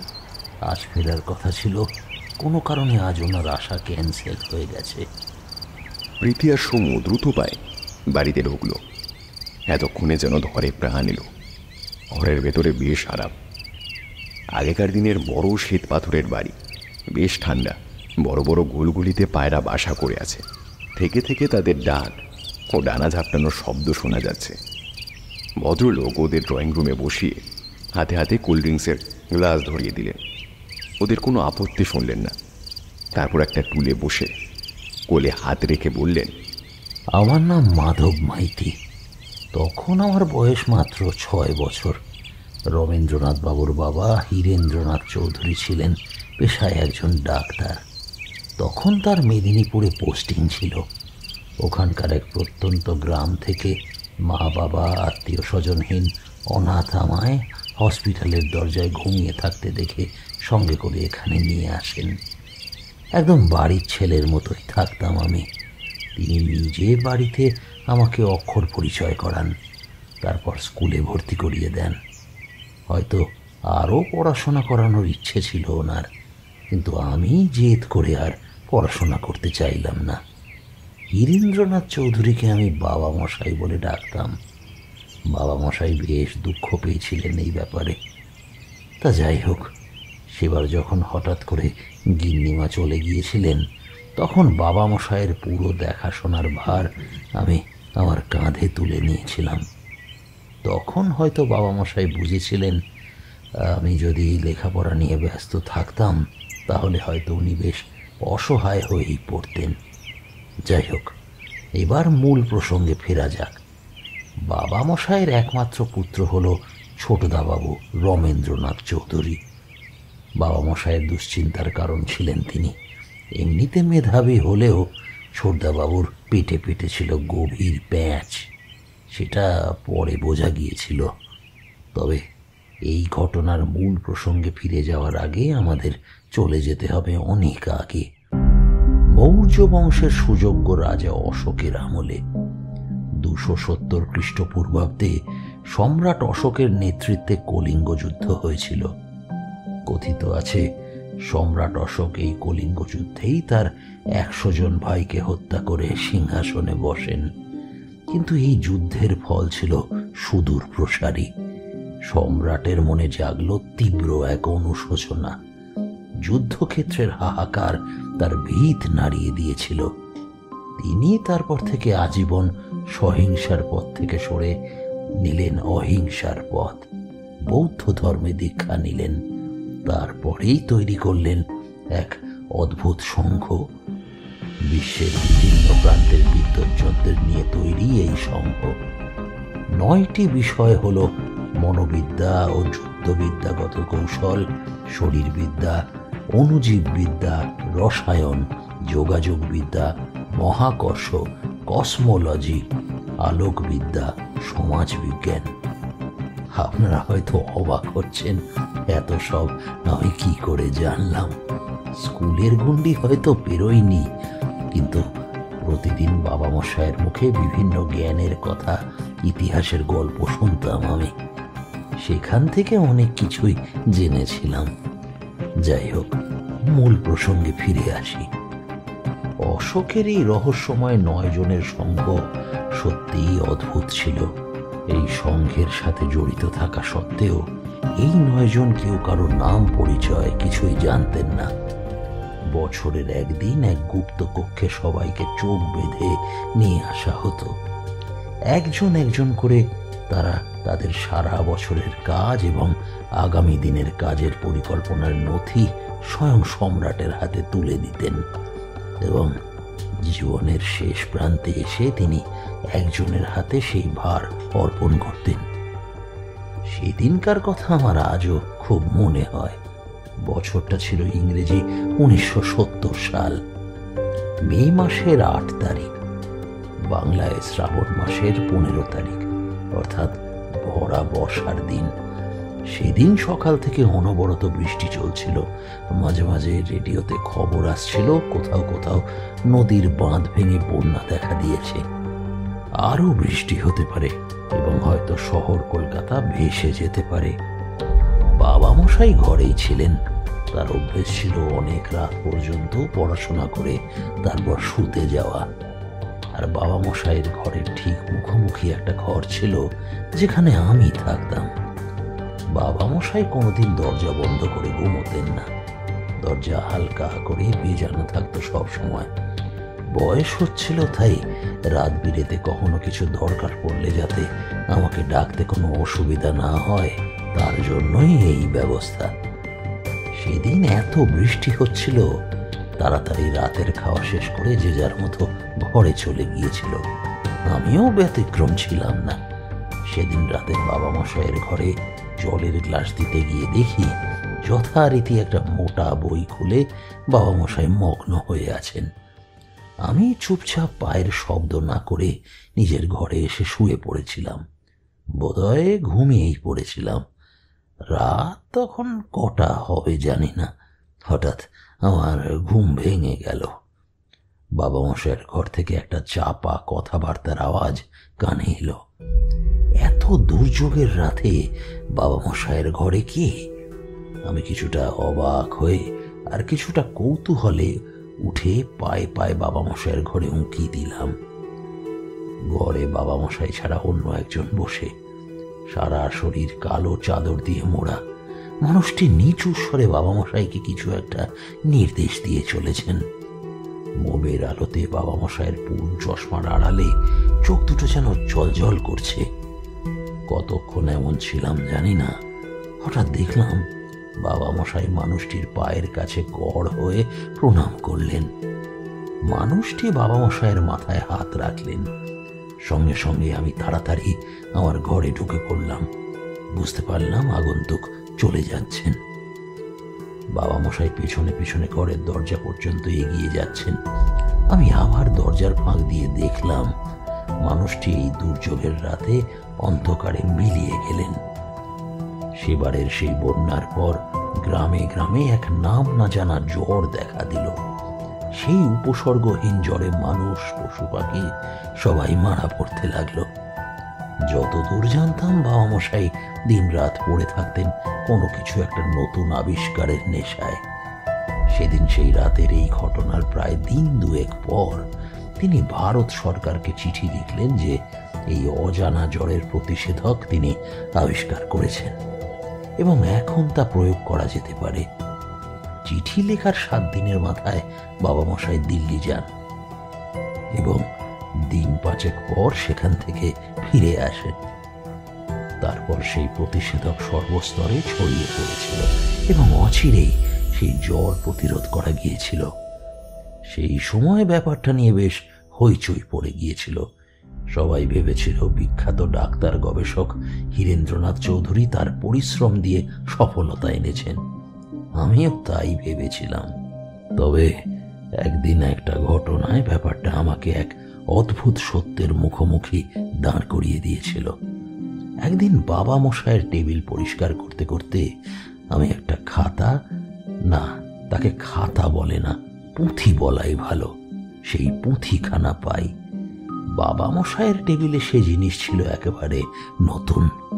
কৌতূহলী হয়ে পুঁথিটা খুলে দেখলাম সেই পুঁথির ভেতরে একেবারে ওপরের পাতায় অদ্ভুতভাবে 9টা তারা আঁকা রয়েছে। তার একটা তারার নিচে সংস্কৃতে হীরেন্দ্রনাথ চৌধুরীর নাম লেখা। আরো অন্যান্য কিছু লেখা রয়েছে, তা এক অজানা ভাষায় লেখা। আমি তার অর্থ উদ্ধার করতে পারিনি। এই ঘটনার কিছুদিন পর আর একটা ঘটনা ঘটে। একদিন বিকেলে বাবা মশাইয়ের ঘরে একজন সম্পূর্ণ অপরিচিত ছেলেকে আমি দেখতে পাই। ছেলেটি ছোটদাবাবুর বয়সী হবে। বাবা মশাইয়ের মুখে কয়েকবার নীলাদ্রি ডাকটা আমি শুনেছিলাম। খোঁজ নিয়ে জানতে পারি ছেলেটি কলকাতা বিশ্ববিদ্যালয়ের শারীরবিদ্যার একজন কৃতী ছাত্র। এরপর আর কোনোদিনও ছেলেটিকে এখানে আসতে দেখিনি। শুনেছিলাম ছেলেটি নাকি কিছু এক যুগান্তকারী এবং জীবনদায়ী কোনো ওষুধ আবিষ্কার করেছিল। তার এই গবেষণা চিকিৎসা শাস্ত্রে আলোড়ন তুলে দিয়েছিল। প্রীতি এতক্ষণ চুপ করে শুনছিল, এবার বলল, সে না হয় বুঝলাম, কিন্তু এতে তো তেমন কিছুই প্রমাণ হচ্ছে না। যা শুনলাম সেগুলো তো শুধুই অনুমান। এরপরে কি আর কোনো ঘটনা ঘটেছিল নাকি এটাই? মাধববাবু অন্যমনস্কের মতন বললেন, তারপর সেই ঘটনা ঘটেছিল। একদিন সকালে উঠে দেখেছিলাম বাবা মশাইয়ের ঘর ফাঁকা। উনি কোথাও চলে গেছেন। আমার উদ্দেশ্যে একটাই কথা লিখে রেখে গেছেন, চললাম, ভালো থাকিস বাবা মশাই। ওই চিঠির নিচে একটা উইল করা ছিল। সেই উইলে বাবা মশাই মেদিনীপুরে তার কিছু জমি জমা এবং বেশ মোটা অঙ্কের কিছু টাকা আমার নামে উইল করে রেখেছিলেন এবং আরও লিখে গিয়েছিলেন আমি যতদিন চাইব এই বাড়িতে থাকতে পারবো। জমি জমা টাকা পয়সার কোনো দরকার ছিল না আমার। বিয়ে থা করিনি, একা মানুষ। তবে হয়তো বাবা মশাই ভবিষ্যতের কথা ভেবেই উইলটা করেছিলেন, কারণ ততদিনে তার একমাত্র ছেলের স্বরূপ বোঝা হয়ে গিয়েছিল। ছোটদাবাবু ছোট থেকে বাবার মতো মেধাবী না হলেও মেধাবী ছিলেন, কিন্তু মেধা ভালো কাজে না লাগিয়েছিলেন খারাপ কাজে। বেশি দূর পড়াশোনা করলেন না। স্কুলে পড়তে পড়তেই বদ সঙ্গ, বদ নেশা ধরেছিলেন। কথায় কথায় বাবা মশাইয়ের সাথে তুমুল তর্ক বিতর্ক হতো। সেই ছোটদাবাবু একদিন বললেন, আমি জানি ওই জ্বরের টিকা তৈরিতে তোমার কোনো হাত নেই, আছে সেই গুপ্ত সংঘের সদস্যদের। রাতের অন্ধকারে তোমার সাথে তারা দেখা করতে আসে। আর তুমি তাদের নির্বাচিত একজন। সারা বিশ্বের কাছে এত লুকোছাপার কি দরকার? হ্যাঁ, বুক বাজিয়ে বলো, সংকট কিসের? নয়তো আমি বলে দেবো সবাইকে, আর এও বলে দেবো পরের গুপ্ত সংঘের একজন সদস্য হিসেবে ওই নীলাদ্রি মৈত্রকে তুমি নির্বাচিত করেছ। বাবা, তুমি কি আমায় সত্যিই জন্ম দিয়েছ, নাকি কুড়িয়ে পেয়েছিলে গো? নাহলে তুমি কি করে নিজের ছেলে থাকতে অন্য একটা ছোকরার হাতে এত বড় দায়িত্ব দিলে? বাহ বাহ বাবা বাহ। বাবা মশাই ছোটদা বাবুকে ঘর থেকে বের করে দিতে দিতে বলেছিলেন, কি বলছো তুমি তা নিজেই জানো না? মদ্যপ কোথাকার, আমার ছেলে না হলে আজকে আমি তোমায়। কথা শেষ না করে মুখের উপর দরজা লাগিয়ে দিয়েছিলেন তিনি। তারপরেও ছোট দাদাবাবুর চিৎকার আমার কানে এসেছিল। যত রাজ্যের হাঘরেগুলোর প্রতি তোমার দৃষ্টি, একজনকে কুড়িয়ে এনে মাথায় করে রেখেছ, আর এখন একজনকে নিজের সব উজাড় করে দিতে বসেছ। একেই বলে বুড়ো বয়সে ভীমরতি। সেবারের সেই ঘটনার দিন 7 পর বাবা মশাই নিরুদ্দেশ হয়ে গিয়েছিলেন, আর ফিরে আসেননি। প্রায় 12 বছর কেউ নিরুদ্দেশ থাকলে হিন্দু শাস্ত্র অনুযায়ী সেই ব্যক্তিকে মৃত হিসেবে ঘোষণা করা হয়। সেই হিসেবে বাবা মশাই চলে যাওয়ার পর ছোটদাবাবু 12 বছর পর বেশ ঘটা করেই শ্রাদ্ধ শান্তি করেছিলেন বাবার। প্রীতির ভ্রুতে একটা ভাঁজ করল। ও জিজ্ঞেস করলো, তার মানে উনি বেঁচে থাকতেও পারেন এখনো? আচ্ছা, নিরুদ্দেশ হয়ে যাওয়ার সময় ওনার বয়স কত ছিল আন্দাজ? তা প্রায় 70-72 তো হবেই। প্রীতি হিসেব করলো। তার মানে এখন যদি হীরেন্দ্রনাথ চৌধুরী বেঁচে থাকেন তবে তার বয়স 90-এর আশেপাশে। কিন্তু একটা প্রশ্ন থেকেই যায়, যদি ধরা যায় ছেলের সঙ্গে মতবিরোধ হওয়ায় তিনি কোথাও চলে গেছেন, তাহলেও অনেক প্রশ্ন থেকে যায়। সবচেয়ে বড় কথা হলো এই যে নীলাদ্রি বাবু মানে সমুর বাবাও একই ব্যাপারে জড়িত এবং হঠাৎই একদিন নিরুদ্দেশ। তবে কি ঘটনা দুটোর মধ্যে কোনো যোগসূত্র রয়েছে? প্রীতি এবার জিজ্ঞেস করলো, আচ্ছা, ওই ঠিকানা লেখা কাগজটা যেটা সমুকে কেউ একজন ভিড়বাসে দিয়েছিল, সেটা কার লেখা, আপনার? মাধববাবু বললেন, খোঁজ নিয়ে জেনেছিলাম নীলাদ্রিবাবুর একমাত্র ছেলের নাম শ্রুত সোম মৈত্র, যাদবপুরে কেমিস্ট্রি পড়ছে। তাই আমি আমার একজন ঘনিষ্ঠ লোককে দিয়ে এই বাড়ির ঠিকানা পাঠাই, যাতে ব্যাপারটা জানতে ও অন্তত একবার এই বাড়িতে আসে। তবে আমি সব ব্যাপারটা খুলে বলতে পারবো। কিন্তু যেবারে ওরা সবাই আসে সেবারে দিদিমণি বাড়িতে ছিলেন, তাই কিছু বলতে পারিনি। কেউ নেই বলে দিয়েছিলাম। তবে আমার দৃঢ় বিশ্বাস ছিল ও আবার এই বাড়িতে আসবে, তখনই আমি সব বলবো। প্রীতি বলল, আচ্ছা, আর কয়েকটা কথা। আপনার ছোট দাদা বাবু অর্থাৎ রবীন্দ্রনাথ চৌধুরীর মৃত্যু কিভাবে হয়েছিল? ছোট দাদাবাবু প্রথম থেকে একেবারে বয়ে গিয়েছিল। কোনো রকম বদনেশা ছিল না যার সঙ্গে তিনি জড়িয়ে পড়েননি। কর্তামা বেঁচে থাকতেই 7 তাড়াতাড়ি ছেলের বিয়ে দেন। তিনি ভেবেছিলেন বাড়িতে বউ আসলে হয়তো ছোট দাদাবাবুর মন মতি কিছুটা ফিরতে পারে। কিন্তু বৌদিদি আসার পরেও ওনার জীবনযাত্রার কোনো পরিবর্তন হয়নি। কোনো রকমে বছরখানেক একটু সামলে সুমলে ছিলেন। সেই সময় শ্রুতি দিদির জন্ম হয়। তারপরেই আবার শুরু হয় বাউন্ডুলেপনা। মদে জুয়ায় সর্বশান্ত হতে বসেছিলেন। নিজের ভাগের সব জমিজমা টাকা পয়সা খুইয়ে বৌদিদির গয়না জমিজমা টাকা পয়সার দিকে হাত বাড়াচ্ছিলেন। বৌদিদি দিতে রাজি না হলে শুরু হতো অকথ্য অত্যাচার। গরিব বাড়ির মেয়ে বৌদি সেই অত্যাচার সহ্য করতে না পেরে একদিন গলায় দড়ি দিয়ে আত্মহত্যা করলেন। তখন শ্রুতির বয়স মাত্র 5। তারপর থেকে ছোট দাদাবাবু প্রায় উন্মাদ হয়ে গেলেন। সারাক্ষণ মুখে গালিগালাজ, আমাকে তার নিজের সন্তানকে গালাগালি করছেন, হাতের জিনিস ছুঁড়ে মারছেন। কখনো বলছেন তার বাবা সম্রাট অশোকের গুপ্ত সংঘের একজন সদস্য ছিলেন, পুত্র হিসেবে তারপরে ওই দলের সদস্য হওয়ার অধিকার একমাত্র তাঁরই। কয়েক বছর ধরে একদম উন্মাদ ছিলেন। আমি সিদ্ধান্ত নিয়েছিলাম ছোটদাবাবুকে পাগলাগারদে পাঠাবো। কিন্তু দিদিমণি কিছুতেই পাগলাগারদে পাঠাতে দিতে চাইলেন না। যাকে ছোটদাদাবাবু একেবারে সহ্য করতে পারতেন না, সেই দিদিমণি শেষ কটা বছর বাবাকে নিজের সন্তানের মতো আগলে রেখেছিলেন। বাড়িতেই প্রয়োজনীয় চিকিৎসা করতেন, নিজের হাতে স্নান করিয়ে দিতেন, খাইয়ে দিতেন। তখন দিদিমণি বাইরে কোথাও প্রোগ্রামে যেতেন না, এই শহরেই দু একটা প্রোগ্রাম করতেন। দিদিমণি ছোট থেকেই ওই একটা জিনিস নিয়েই আঁকড়ে বেঁচে আছেন বোধহয়। গত বছর একদিন রাতে ঘুমের মধ্যেই মারা যান ছোটদাদাবাবু। বাবা মারা যাওয়ার পর মুখাগ্নি থেকে শ্রাদ্ধ শান্তি সব কাজ দিদিমণি নিজেই করেছিলেন। কোমর ছাপানো চুল কেটে মাথা মুন্ডন করেছিলেন। অদ্ভুত রক্তের টান। প্রীতি একটা বড় করে শ্বাস ফেলে বলল, এই জন্যই বোধহয় এই সম্বন্ধে কথা বলতে উনি রেগে গিয়েছিলেন। দিদিমণির ধারণা এইসব আজগুবি কথা ভেবেই ছোটদাদাবাবু পাগল হয়ে গিয়েছিলেন এবং তার পুরো সংসার নষ্ট হওয়ার পিছনে এই অলীক কল্পনা দায়ী। সেই জন্য এই প্রসঙ্গে কথা উঠলে উনি খুব রাগ করেন। এতক্ষণে সমু বলে উঠল, আচ্ছা, আপনি তো হীরেন্দ্রনাথ চৌধুরীর ঘর রক্ষণাবেক্ষণ করতেন। উনি চলে যাওয়ার পর ওনার ঘর থেকে কিছু পেয়েছিলেন যা সন্দেহজনক বা এই ঘটনার সঙ্গে সম্পর্ক আছে? বাবা মশাইয়ের ঘর আমি রক্ষণাবেক্ষণ আজও করি। উনি থাকাকালীনও যেভাবে সব পরিষ্কার পরিচ্ছন্ন করতাম, আজও প্রতিদিন তাই করি। কিন্তু এমন কিছু পাইনি যা আমার আলাদা মনে হয়েছিল।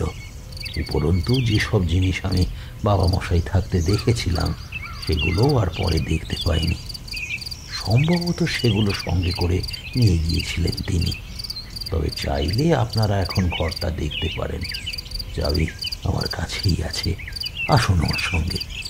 প্রীতি আর সমু মাধববাবুর পিছনে পিছনে সিঁড়ির নিচের বাম দিকে একটা ঘরে ঢুকল।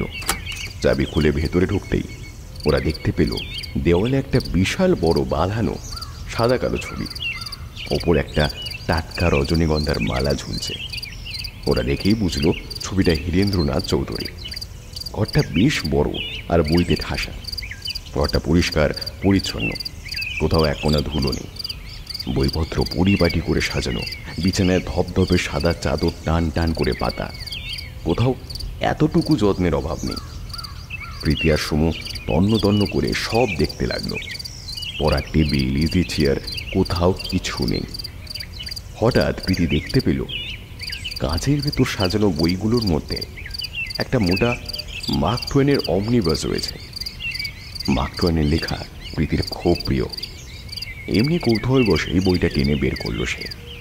পাতা উল্টাতে উল্টাতে ওর এক জায়গায় চোখ পড়ে গেল। একটা ভারতের ম্যাপ। উত্তর পূর্ব দিকে ঠিক যেখানে যেদিকে কৈলাস পর্বতশ্রেণী রয়েছে, সেদিকে লাল দাগ করা রয়েছে।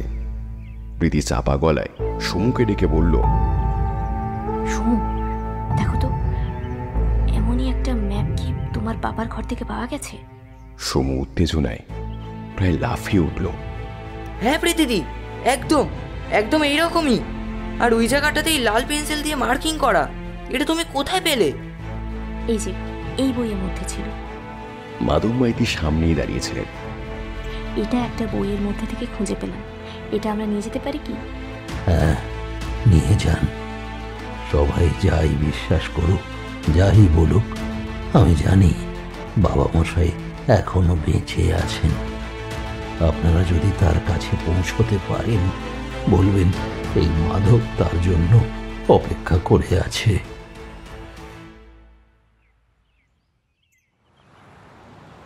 বৃদ্ধ চোখ দিয়ে দুফোঁটা জল গড়িয়ে পড়ল।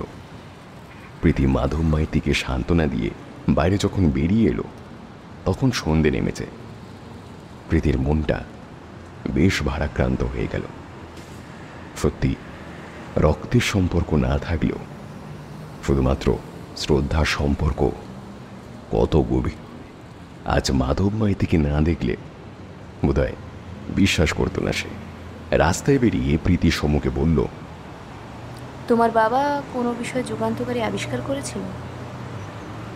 লো জেগ্রিস ডিজিজ বলে স্নায়ুর এক জটিল রোগের জিন শনাক্ত করে তার ট্রিটমেন্ট লিখে বিশেষ এক রিসার্চ পেপার তৈরি করে বিশ্বের দরবারে পেশ করেন বাবা। পরবর্তীকালে ওই রোগের চিকিৎসার কাজ শুরু হয়, যা একেবারে মোড় ঘুরিয়ে দিয়েছিল। প্রীতি মন দিয়ে সমুর কথা শুনছিল। তার মানে 2002 সালে লো গেরিক্স ডিজিজ রোগের জিন আবিষ্কারের পিছনে যে কয়েকজন ভারতীয় বিজ্ঞানীর অবদান ছিল তার মধ্যে সমর পাওয়াও একজন। মাই গড। ও ভাবলো এই ব্যাপারে আরও ডিটেলস বাড়ি গিয়ে একবার ইন্টারনেটে সার্চ করে দেখতে হবে। রাতে রণজয় প্রীতির মুখে সব কথা শুনে বলল, সবই বুঝলাম, কিন্তু সব ব্যাপারটার মধ্যে কেমন একটা ফাঁক থেকে যাচ্ছে। হীরেন্দ্রনাথ চৌধুরী বা নীলাদ্রি মিত্র যদি সত্যিই অজ্ঞাতবাসে চলে যেতে চাইতেন, তবে ওইরকম একটা মার্কিং করা ম্যাপ ফেলে গেলেন কেন? ভুলে? দুজনের ক্ষেত্রে একই ভুল হলো, নাকি ব্যাপারটা ইচ্ছে করেই করা হয়েছে যাতে কেউ না কেউ কোনোদিন ওই জায়গায় পৌঁছতে পারে? সমুর বাবার কাছে যে ম্যাপটা ছিল সেটা একটু আগে সমুর কাছ থেকে নিয়ে দেখলাম, দুটোরই কাগজ একই রকম, বেশ মোটা, অর্থাৎ জিনিসটা সহজে নষ্ট হবে না। তার মানেটা কিন্তু বেশ জটিল হয়ে দাঁড়ালো। প্রীতি উঠে নিজের কাজে চলে গেল। এদিকে রণজয় গভীরভাবে ভাবতে থাকলো। তারপর প্রীতি যেমন বলল, লো গেরিক ডিজিজ নামক জটিল রোগের জিন শনাক্তকরণ এবং তার ট্রিটমেন্টে নীলাদ্রিবাবুর বড় ভূমিকা রয়েছে। এত বড় একজন মেধাবী মানুষ তার জীবনে এমন এক আবিষ্কার করলেন, অথচ তারপরেই নিরুদ্দেশ। হীরেন্দ্রনাথ চৌধুরীরও একই ব্যাপার। দুই ক্ষেত্রেই গবেষক বা আবিষ্কারক একবারই কাজ করলেন, সেটাও ইতিহাস সৃষ্টিকারী। তার মানে বাকি জীবন অর্থাৎ আমৃত্যু গবেষণার কাজ চালিয়ে যাওয়া উচিত ছিল তাদের, কিন্তু তা হয়নি। হঠাৎ একদিন নিরুদ্দেশ হয়ে গেলেন। এইসব নিয়ে এক মনে ভাবছিল রণজয়। বেশ কিছুক্ষণ পর ঘড়িতে দেখল প্রায় 10টা বেজে গেছে। কি ব্যাপার, প্রীতি এখনো খেতে ডাকলো না? রণজয় পায়ে পায়ে বেডরুমে যেতেই দেখল প্রীতি ঘুমিয়ে পড়েছে। ওর পায়ের শব্দ কানে যেতেই উঠে পড়ে বলল, যা, রান্না হয়নি এখনো, তারাও বসো, প্রেসারে ভাত করে নিচ্ছি। আসলে সারা দুপুর যা একটা রোদ গেল মাথার উপর দিয়ে, টায়ার্ড হয়ে পড়েছিলাম। তারপর তুমি ওই লো গেরিক্স ডিজিজের ব্যাপারে আর কিছু জানতে পারলে? এই রোগের পোশাকি নাম হলো পার্কিনসন্স ডিজিজ। 1869-এ ফ্রেঞ্চ বিজ্ঞানী জেন মার্টিন চার্কার প্রথম রোগটা শনাক্ত করেন। 1941-এ জুন মাসে এই রোগে মৃত্যু হয় জনপ্রিয় বেসবল প্লেয়ার লো গেরিক্সের। হঠাৎ করে শরীরের পেশি শক্ত হয়ে যাওয়া, দুর্বলতা, এইসবই এই রোগের প্রধান লক্ষণ। ধীরে ধীরে তা ভয়ঙ্কর রূপ ধারণ করে। 2002 সালে এই রোগের কারণ এবং চিকিৎসার উপায় বের করেন পৃথিবীর নানা প্রান্তের কয়েকজন বিজ্ঞানী। তার মধ্যে কয়েকটি গুরুত্বপূর্ণ রিসার্চ পেপারও প্রকাশিত হয় একটা ইন্টারন্যাশনাল মেডিকেল জার্নাল। সেই রিসার্চ পেপারের অন্যতম প্রধান একটা পেপার ছিল নীলাদ্রি মৈত্রের লেখা। প্রীতি একটু অবাক হয়ে গেল। তাহলে তো রহস্য বেশ ভালো রকমই দানা বেঁধে উঠেছে বলতে হয়। যাক, আগে পেটে কিছু দেওয়া যাক, তারপর বাকিটা ভাবা যাবে। এই বলে প্রীতি রান্নাঘরের দিকে চলে গেল। পরদিন রণজয় মর্নিং ওয়াকে বেরোতে যাবে এমন সময় পিছন থেকে সাম্যদার ডাকে পিছন ফিরে তাকালো রণজয়। সাম্যদাকে বেশ চিন্তিত দেখাচ্ছে। ও দাঁড়াতেই সাম্যময় বললেন, চলো একসাথে হাঁটতে হাঁটতে কথা বলি। রণজয় সম্মতি জানিয়ে হালকা জগিং শুরু করলো। বুঝলে রণজয়, বোধহয় আমাদের অন্য একটা সিদ্ধান্ত নিতে হবে। সমুর কথাই ঠিক, হয়তো নীলাদ্রির খোঁজ পেতে গেলে আমাদের তিব্বত যেতেই হবে। তবে ওখানেও যে সমস্যার সমাধান হবে সে ভাবনাও ভুল। রণজয় বলল, সমু কি আপনাকে ওই ম্যাপটা দেখিয়েছে? খালি ম্যাপ নয়, দুর্বোধ্য ভাষায় লেখা বইটাও দেখলাম। অদ্ভুত এক ভাষায়, কেমন যেন ছন্দে লেখা রয়েছে। তুমি বইটা দেখেছো? সেদিন ম্যাপ আর বই দুটোই সমুর কাছ থেকে নিয়ে দেখেছিলাম। বইটা আর কিছুই নয় সাম্যদা, তিব্বতী ভাষায় লেখা শারীরবিদ্যার বই। যাতে সহজে ভুলে না যায় সেই জন্যই একটা ছন্দ মেনে লেখা হয়েছে।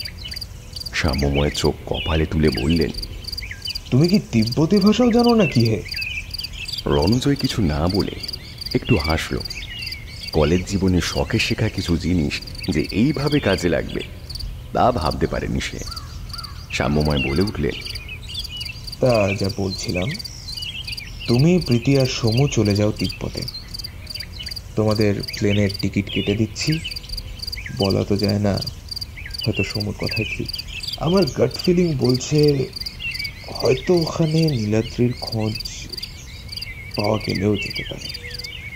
রণজয় জগিং বন্ধ করে একটা জায়গায় দাঁড়িয়ে ফ্রি হ্যান্ড এক্সারসাইজ করতে করতে বলল, শ্যামদা, এর মধ্যে সমুকে না জড়ানোই ভালো। যে পথে যাচ্ছি তা খুব একটা সোজা নয়, পদে পদে বিপদের ভয় আছে। প্রীতি এর আগে আমার সাথে দুটো অভিযানে ছিল, ওর এই বিষয়ে অভিজ্ঞতা রয়েছে, কিন্তু সমুর কিন্তু এ বিষয়ে কিছুই জানা নেই। ওকে এর মধ্যে না জড়ানোই ভালো। আপনি বরং নীলাদ্রিবাবুর একটা ফটো পাঠিয়ে দেবেন। সাম্যময় আর কিছু না বলে সম্মতি জানিয়ে বাজারের দিকে চলে গেলেন। সকালের এক্সারসাইজ সেরে ও যখন বাড়ি ফিরল তখন ঘড়ির কাঁটা 8:30 ছুঁই ছুঁই। আজকাল ওকে সকালে বাজার করতে যেতে হয় না, কাজে আসার পথে যমুনাদি সেসব করে আনে। আজও বাড়িতে ঢুকতেই যমুনাদি ওকে বলল, বড় পাবদা এনেছি গো দাদাবাবু, সস্তায় পেয়ে গেলাম। বাড়ির জন্য কিছু নিয়েছি, আর এখানের জন্য এনেছি, খেয়েও কেমন? আমি উঠি, এখনো 2 ঘরে কাজ আছে, আসি বৌদি। এই বলে যমুনাদি বেরিয়ে গেল। প্রীতি রান্নাঘর থেকে বলে উঠল, তাড়াতাড়ি স্নান করে নাও, খাবার দিচ্ছি। রণজয় অফিসে বেরোলে প্রীতি নিজের জন্য একটু সময় পায়। পড়াশোনা করে, নিজের মতো একটু লেখালেখি করে। আজও তাই করছিল। আলমারি থেকে কাফকার দ্য হাঙ্গার আর্টিস্ট নামিয়ে বসেছে। এমন সময় ডোরবেল বেজে উঠল। এই সময় আবার কে এলো? দরজা খুলে দিয়ে দেখতে পেল সামনে শ্রুতসোম দাঁড়িয়ে। প্রীতি বলল, এসো সমু, কি ব্যাপার হঠাৎ এখন, কিছু বলবে? হঠাৎ শ্রুতসোম প্রীতির 2 হাত ধরে বলতে লাগলো, দিদি প্লিজ, তুমি আমাকে তোমাদের সাথে নিয়ে চলো। তুমি রণদাকে বললেই হবে, রণদা আমাকে নিয়ে যেতেই চাইছে না। প্লিজ দিদি। প্রীতির বুঝতে কিছুটা সময় লাগলো। তার মানে রণজয় তিব্বত যাচ্ছে এবং সাথে ও যাচ্ছে। বোধহয় ঝুঁকি সাপেক্ষ ব্যাপার বলে রণজয় সমুখে নিতে রাজি হচ্ছে না। ও একটু হেসে বলল, আচ্ছা ঠিক আছে, আমি তোমার রণদাকে বলবো। তবে দেখো, যখন তোমার রণদা না বলেছেন, তিনি কিছু একটা ভেবেই তো তা করেছেন, সেটাও তোমার একবার ভাবা উচিত। আর আমি... ওর কথা শেষ করতে না দিয়েই সমু অনুনয়ের সুরে বলল, দিদি আমি সব বুঝতে পারছি, আর রণদায়ের সিদ্ধান্তকে সম্মান জানিয়েই বলছি, আমাকে তোমাদের সাথে নিয়ে চলো। আমিও যেতে চাই ওখানে। আমার ট্রেকিংয়ের ট্রেনিংও নেওয়া আছে, কোনো অসুবিধা হবে না দিদি, প্লিজ।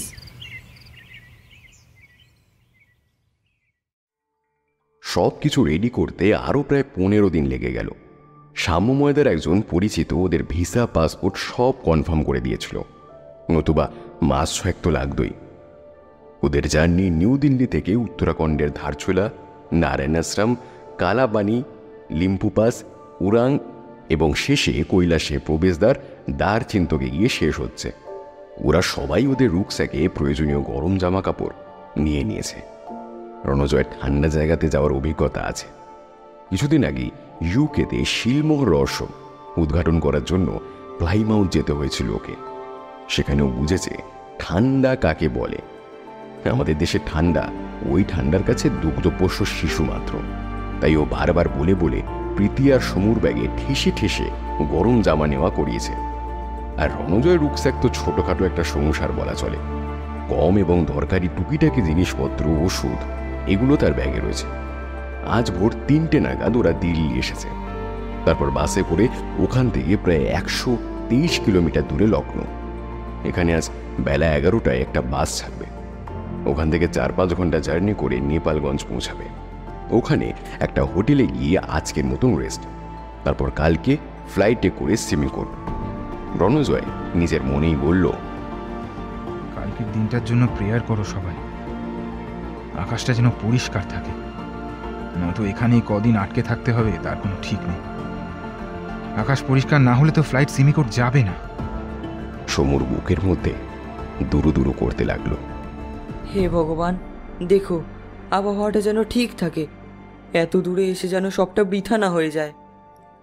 সিমিকোট থেকে তাকলাকোটে ওরা প্রায় 6 দিন পর এসে পৌঁছেছে। ওদের ভাগ্য সহায় হওয়ার কারণে এত দূর পর্যন্ত রাস্তাটা নির্ঝঞ্ঝাটে এলো ওরা। আজ হোটেলে রেস্ট নিয়ে কাল মানুষ সরবর যাওয়া। রণজয়ের মনটা কেন জানি না সকাল থেকেই খচখচ করছিল। কিছু একটা ঘটবে, কিছু একটা ঘটবে। ব্রেকফাস্টের টেবিলে বসে প্রীতি আর সমু নিজেদের মধ্যে কিছু একটা আলোচনা করছিল। ওরা থুকপা আর স্টিমড মোমো নিয়েছে। রণজয় খালি মোমো নিল। একটা মোমো তুলে কামড় দিতেই ওর মুখ স্বাদে ভরে গেল। অসাধারণ খেতে, তবে সাথে লঙ্কার চাটনিটা খুব ঝাল। ঝালের চোটে রণজয় হুশহাস করতে লাগলো। পাশে রাখা জলের বোতল থেকে এক ঢোক জল মুখে ঢালতে যেতেই ও দেখতে পেল হোটেলের ঠিক বাম দিকে যেদিকে রাস্তা চলে গিয়েছে ঠিক সেদিকে যেন কেউ একজন এসে দাঁড়িয়ে ওর দিকে ইঙ্গিত করে কিছু একটা বলছে। রণজয় বোতলটা নামিয়ে রেখে প্রীতিকে বলল, তোমরা খাও, আমি একটু আসছি। মিনিট 5 পর ও যখন রাস্তায় এসে দাঁড়ালো, দেখল ওখানে কেউ নেই। আশ্চর্য, কোথায় গেল এর মধ্যে? একটা জলজ্যান্ত মানুষ হাওয়ায় উবে গেল নাকি নাকি সবটার চোখের বউল? এদিক ওদিক দেখে ও হোটেলে ফিরে আসতেই প্রীতি বলল, কোথায় চলে গেছিলে হঠাৎ করে? রণজয় ব্যাপারটা বেশি কিছু আর প্রীতিকে না বলে বলল, চলো রুমে যাই, একটু ভালো করে রেস্ট নিয়ে নিতে হবে, কাল থেকেই মূল অভিযানের শুরু। ঘরে গিয়ে ওরা দুটো ম্যাপ বিছিয়ে বসল। রণজয় অনেকক্ষণ ধরে দুটো ম্যাপ দেখে বলল, সমু দুটো ম্যাপেই একটা জায়গায় নির্দেশ করেছে, তার মানে জার্নি এখান থেকেই শুরু হয়েছে। তবে এখান থেকে কোথায় কত দূর গেছে সেটা বুঝতে পারছি না।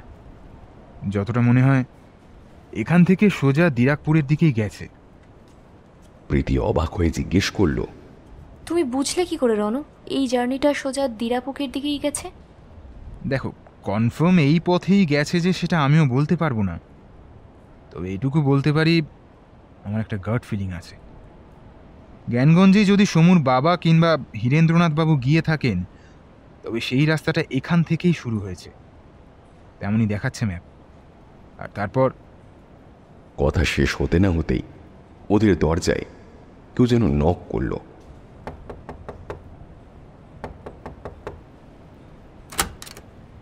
রণজয় দরজা খুলে দেখল সামনে একজন ভদ্রলোক দাঁড়িয়ে। ওকে দেখে হাত জোর করে নমস্কার করে বললেন, আমার নাম গিরিধারী মাইতি, আসছি মুর্শিদাবাদ থেকে।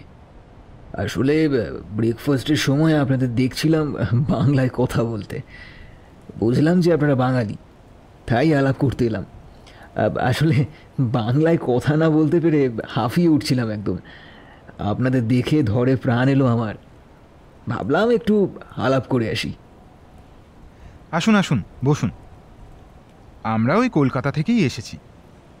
ঘণ্টাখানিক গল্প করার পর ভদ্রলোক উঠে গেলেন। ভদ্রলোক বেশ রসিক মানুষ, এটা ওটা বলে ঘণ্টাখানিক মাতিয়ে রাখলেন সবাইকে। ওঠার সময় বললেন, অনেক ভালো লাগলো আপনাদের সাথে কথা বলে। আমি পাশেই আছি, একা বোকা মানুষ, কোনো প্রয়োজন হলে অবশ্যই বলবেন। আচ্ছা, তবে এখন চলি, নমস্কার। পরের দিন খুব ভোরে শুরু হলো ওদের মানুষ সরোবর যাত্রা। দিরাকপুরে অবস্থিত জমদুয়ার থেকে ওদের যাত্রা শুরু হলো। রণজয় গ্রুপেতে 60 জনের মতন রয়েছে। মোট 5 জন ট্যুর গাইড রয়েছে। তাদের মধ্যে হেড ট্যুর গাইডের নাম হলো মিংমা। ওদের সাথে ভাঙা ভাঙা হিন্দিতে বিভিন্ন জায়গার নাম এবং হিন্দু ধর্মে তার মাহাত্ম্য বলে যাচ্ছে। ওদের প্রত্যেকের পায়ে হাঁটু পর্যন্ত গামবুট, হাতে একটা করে লাঠি। পরপর রাস্তা খাড়াই হয়ে ওপরের দিকে চলে গেছে। রাস্তার দুদিকে অনেক মন্দির, ভক্ত মানুষেরা পূজা দিচ্ছেন। আত্মীয় স্বজনের মঙ্গল কামনায় লাল সুতো বাঁধছেন মন্দিরের গায়ে। এমনিতেও কৈলাস দর্শন হিন্দু ধর্মে পরম পবিত্র বলে ধরা হয়েছে। বলা হয় এই স্থান দর্শনে মোক্ষ লাভ হয়। রাস্তা দিয়ে ওরা তিনজন গল্প করতে করতে এগিয়ে চলছিল। বেশি কথা বলছিল সমু আর প্রীতি। রণজয়কে একটু অন্যমনস্ক দেখাচ্ছিল, ওদের কথায় যেন যোগ দিতে পারছিল না। প্রীতি আর চোখে রণজয়কে দেখে বলল, কি ভাবছো এত? আমরা এত কথা বলছি আর তুমি এত চুপচাপ কেন? রণজয় মুখে হাসি টেনে এনে বলল, এই তো বলছি, চলো। প্রীতি আর কিছু না বলে সমুর সাথে গল্পে মশগুল হয়ে গেল। প্রায় আধ ঘন্টা হাঁটার পর বিশ্রাম। অনেকেই হাঁটতে পারছেন না, খচ্চরের পিঠে চেপে চলেছেন। ওরা একটা চটিতে দাঁড়ালো। ভরপেট পুরি, তরকারি, ঘন দুধের চা আর জিলিপি খেয়ে ওরা জিরিয়ে নিল খানি। এবার আবার চলা। যখন ওরা মানুষ সরোবরে এলো তখন ঘড়িতে বেলা 2টো বাজে। রণজয় মুখটা ফিরিয়ে দেখল কখন যেন প্রীতির সাথে গিরিধারী বাবু যোগ দিয়েছেন।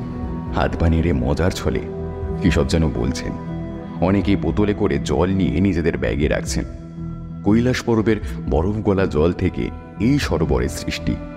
এখান থেকে সিন্ধু নদের উৎপত্তি হয়েছে। মিষ্টি ও সুস্বাদু জলের সরোবরের সৌন্দর্য দেখার মতন। সত্যি, আর যাই হোক, এমন জায়গাতে ঈশ্বরের বাস হওয়া উচিত। সুউচ্চ পর্বতে রোদ পরে সোনার মতন চকচক করছে চারিদিক। নিস্তব্ধ শান্ত, শুধু জলের ছলো ছলো আওয়াজ। কিছুটা দূরেই রাক্ষস তাল। তাল শব্দের অর্থ হলো সরোবর বা হ্রদ। এই হ্রদ মানুষ সরোবরের পাশেই অবস্থিত। আশ্চর্যের বিষয় হলো এই যে এত সুস্বাদু জলের পাশে যে কি করে নোনা জলের হ্রদের সৃষ্টি হলো তা সত্যি বিস্ময়কর।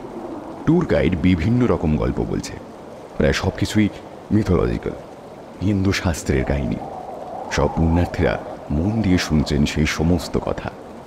সত্যি কথা বলতে কি, সব গল্প বলে উড়িয়ে দিল কৈলাসের নিজস্ব এক গম্ভীর সৌন্দর্য সত্যি মানুষকে ভাবিয়ে তোলে।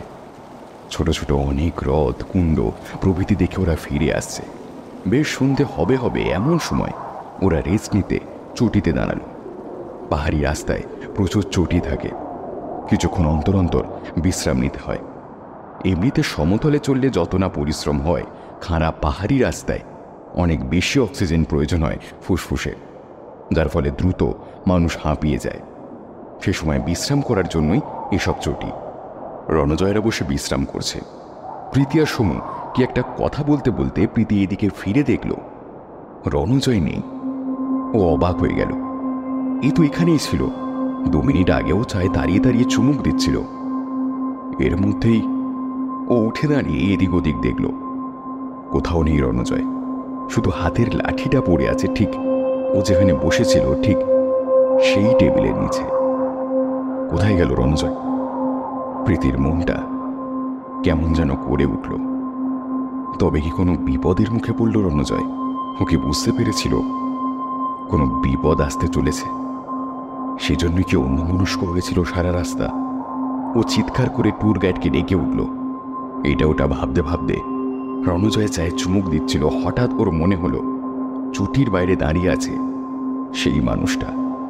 সেদিন ব্রেকফাস্ট করতে ও যাকে দেখেছিল ঠিক সে।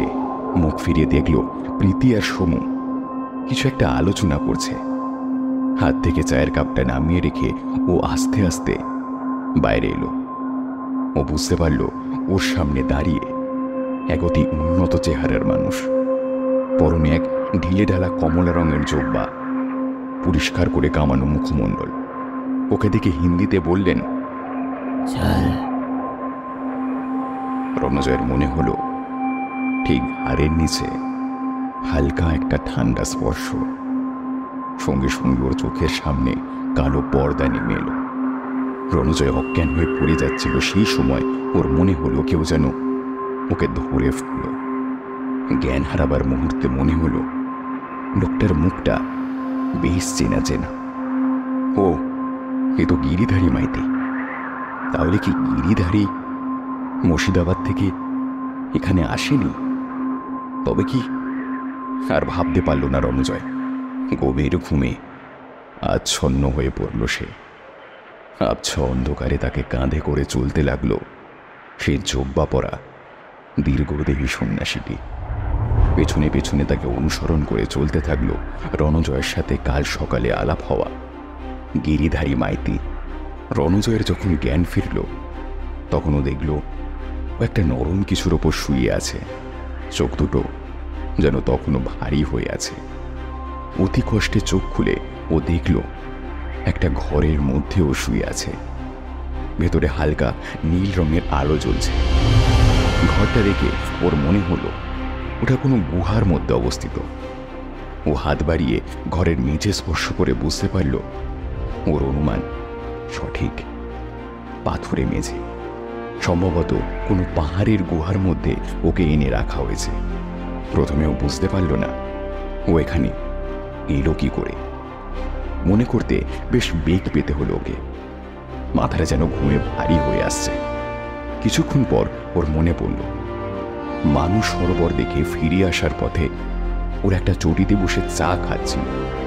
তারপর ওর মনে হলো গেরুয়া রঙের জোব্বা পরা মণ্ডিত মস্তক একজন সন্ন্যাসী তাকে ইশারা করে ডাকলেন। তারপর ওর ঘাড়ের পিছনে আলতো করে হাত ছুঁয়ে দিতে ওর ভীষণ ঘুম পেল। ঘুমে টলে পড়ে যেতে যেতে ও দেখেছিল ওকে হাত বাড়িয়ে ধরে নিচ্ছে গিরিধারী মাইতি। তারপর আর ওর কিছু মনে নেই। প্রীতি সমুরা জানে না যে ও এখানে এসেছে। নিশ্চয়ই অনেক চিন্তা করছে ওরা। কিভাবে খবর পাবে তারা যে ও এখানে আছে? পকেটে হাত দিয়ে দেখল ওর মোবাইলটা নেই। তাহলে ও কি করবে এখন? দুশ্চিন্তায় রণজয়ের ঘুমের ঘোর কেটে গেল। ও তাড়াতাড়ি বিছানার উপর উঠে বসল। উঠে বসতেই গেরুয়া রঙের ধুতি লুঙ্গির মতো করে পরা আর ঊর্ধ্বাঙ্গে পাতলা চাদর পরিহিত একজন সন্ন্যাসী এসে ওর হাতে একটা গরম পানীয় দিলেন। রণজয়ের খিদে তেষ্টা দুটোই পেয়েছিল। তাড়াতাড়ি পানীয়টা মুখে দিতেই ওর খিদে তেষ্টা সব মিটে গেল। এক চুমুকে পানীয়টা খেয়ে ও তাড়াতাড়ি পাত্রটা সন্ন্যাসীর হাতে ফিরিয়ে দিল। তারপর জিজ্ঞেস করল, আমি কোথায়? আপনি কে? উত্তরে একটা মৃদু হেসে সন্ন্যাসী হাতের ইশারায় ওকে তার পিছন পিছন যেতে বললেন। রণজয় বিছানা ছেড়ে উঠে দাঁড়ালো। শরীরে একটু আগের সেই ম্যাচম্যাচে আবার নেই, বরং ঝরঝরে লাগছে শরীর। উঠে দাঁড়িয়ে সন্ন্যাসীকে অনুসরণ করল রণজয়। সন্ন্যাসীটি ওকে একটা সরু রাস্তা ধরে নিয়ে চললেন। আন্দাজ মিনিট 15 কাটার পর ওর একটা ঘরের সামনে এসে দাঁড়ালো। সন্ন্যাসী সেই ঘরে ঢুকল। পিছু পিছু রণজয়। ঘরে ঢুকেই ও চমকে উঠল। ঘরের মধ্যে একটা ডিম্বাকার বস্তুর মধ্যে বসে আছেন হীরেন্দ্রনাথ চৌধুরী। বস্তুটা থেকে একটা নীল আলো ছড়িয়ে পড়ছে। ও বিস্মিত হয়ে জিজ্ঞেস করল, আপনি এখানে এভাবে? এই জায়গাটা কোথায়? মৃদু হাসলেন হীরেন্দ্রনাথ চৌধুরী। বসো রণজয়। রণজয় অবাক হয়ে গেল। উনি তার নামও জানেন। ও বসতেই হীরেন্দ্রনাথ চৌধুরী ওর দিকে এগিয়ে এলেন। রণজয় দেখল হীরেন্দ্রনাথ চৌধুরী বয়সটাকে 70 কি জাদু বলে আটকে রেখেছেন। অথচ হিসেব মতো ওনার বয়স এখন 90-এর কোঠায়। কিন্তু কি টান টান চেহারা, লম্বা রিজু চলাফেরায় একটা আলাদা গাম্ভীর্য। উনি কাছে এসে মৃদু অথচ গমগমে স্বরে বললেন, তুমি এখন জ্ঞানগঞ্জে, তিব্বতী ভাষায় যা শাম্বালা নামে পরিচিত। আমাদের লোক তোমাকে এখানে এনেছে, তার একটি বিশেষ উদ্দেশ্য আছে। তার মানে? রণজয়ের এবার আরো অবাক হওয়ার পালা। তা তুমি নিশ্চয়ই বুঝতে পেরেছিলে যে আমি কিংবা নীলাদ্রি দুজনেই এই শাম্বালাতেই এসেছি। কি করে এসেছি বা এই জ্ঞানগঞ্জ আদপে কি বা কোথায় অবস্থিত সেটাই তুমি বুঝতে পারছিলে না কি, তাই তো? তোমাকে সব বলার জন্যই এখানে আনা হয়েছে। তার আগে নীলাদ্রি তোমার সঙ্গে দেখা করবে। দেখো তো চিনতে পারো কিনা। সঙ্গে সঙ্গে আরেকজন মানুষ এ ঘরে এসে ঢুকলেন। চুল দাড়ি নিখুঁতভাবে কামানো থাকলেও রণজয়ের চিনতে অসুবিধা হলো না। নীলাদ্রি মৈত্র, অবিকল সমুর মুখের আদর। নীলাদ্রি মৈত্র।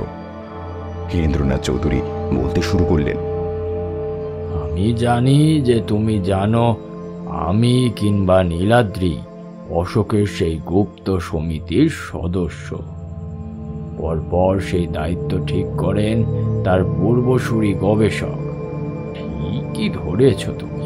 যখন আমার পূর্বসূরি আমাকে দায়িত্ব বুঝিয়ে দেন, তিনি এক অদ্ভুত কথা বলেন আমাকে।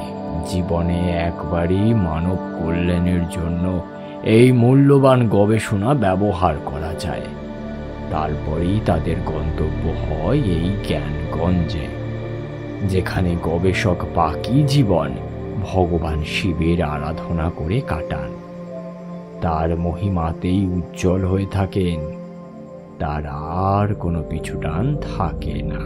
জ্ঞানগঞ্জে এসে তিনি জীবন মৃত্যুর মাঝখানে এক জগতে বসবাস করেন। জ্ঞানগঞ্জ নিয়ে মানুষের অপার কৌতূহল, কিন্তু যে সে এই মায়ানগরীতে ঢুকতে পারবে না। শুধুমাত্র সদাত্মা ছাড়া এখানে কারো প্রবেশ নিষেধ। তুমি এখানে আসবে আমরা জানতাম।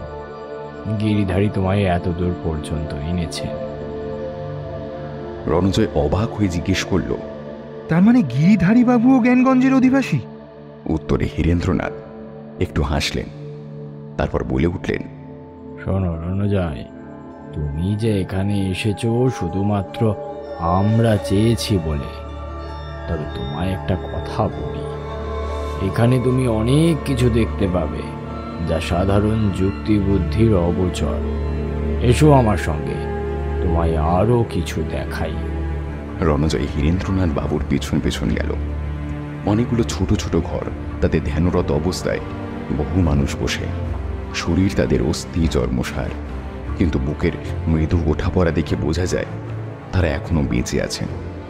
আরও একটু দূরে যেতেই রণজয় দেখতে পেল হীরেন্দ্রনাথ এবং নীলাদ্রিও একইভাবে ধ্যানে বসে আছেন। ও চমকে উঠল। ওখানে যদি হীরেন্দ্রনাথ বাবু ধ্যানে বসে থাকেন তবে তার সঙ্গে কি রয়েছে? ওর মনের কথা যেন পড়তে পারলেন হীরেন্দ্রনাথ। তিনি বললেন, তুমি ঠিকই দেখছো রণজয়, ওখানেও আমি, এখানেও আমি। ওখানে আমার শরীর আর এখানে আমার আর এক মায়া শরীর, উদ্দেশ্য প্রণোদিতভাবে তৈরি। নীলাদ্রিরও তাই। এরপর রণজয় আর একটা জায়গায় এলো, যেখানে প্রথমে বুঝতে পারছিল না যে ও কি দেখছে। জায়গাটা কেমন যেন কুয়াশায় মোড়া। কিছুক্ষণ পর বুঝতে পারল একটা শ্বেত পাথরের শিবলিঙ্গ একটা জলাশয়ের মাঝখানে রয়েছে। শিবলিঙ্গের ঠিক উপরে বরফের একটা পুরু আস্তরণ। সেখান থেকেই বরফ গলে শিবলিঙ্গের মাথায় পড়ে তার নিচে একটা স্বচ্ছ কাঁচের মতন জলাশয় সৃষ্টি করেছে। ওর যেন মনে হলো চারপাশ থেকে শত শত কারা নাকারা শঙ্খ আর ডমরুর আওয়াজ তীব্র থেকে তীব্রতর হয়ে উঠছে।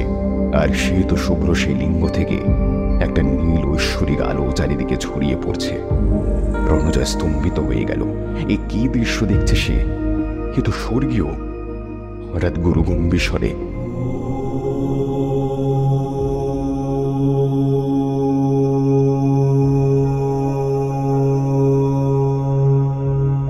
বলে একটা অদ্ভুত স্তুতি শুরু হলো। রণজয়ের বুক কাঁপতে লাগলো। এ কি দৃশ্য দেখছে সে? তবে কি সত্যিও এখন কৈলাস পর্বতের মধ্যে এসেছে, যার উচ্চতা এভারেস্টের থেকে কম হওয়া সত্ত্বেও কোনো মানুষ আজ অব্দি তা জয় করতে পারেনি। এখানে এলে মানুষের আয়ু বেড়ে যায়, শরীর ও মনের অস্বাভাবিকভাবে বয়স বৃদ্ধি পায়, শুরু হয় অস্বাভাবিক প্রাকৃতিক বিপর্যয়। শুধুমাত্র ঐশ্বরিক বলেই কি এইসব ঘটনা ঘটে? ও আর সেখানে দাঁড়াতে পারল না। পিছন ঘুরে দেখল হীরেন্দ্রনাথ এবং নীলাদ্রি দাঁড়িয়ে। ওর বলার আগে নীলাদ্রি বলে উঠল, তুমি যা দেখেছ তা সত্যি এবং একই সাথে সেটা কল্পনাও। চলো, এবার তোমার যাওয়ার সময় হয়েছে। রণজয় বলে উঠল, কিন্তু আপনারা নিজেদের বাড়ি ফিরবেন না? আপনার জন্য মাধববাবু ও নীলাদ্রিবাবুকে একটিবার দেখবার জন্য যে সমু উন্মুখ হয়ে রয়েছে। একটু ম্লান হেসে হীরেন্দ্রনাথ বাবু বলে উঠলেন, না, অনেকদিন আগেই জাগতিক মায়া কাটিয়েই এই জগতে চলে এসেছি। এখানে সব ছেড়ে চলে এলে আর ওখানে যাওয়া সম্ভব নয়।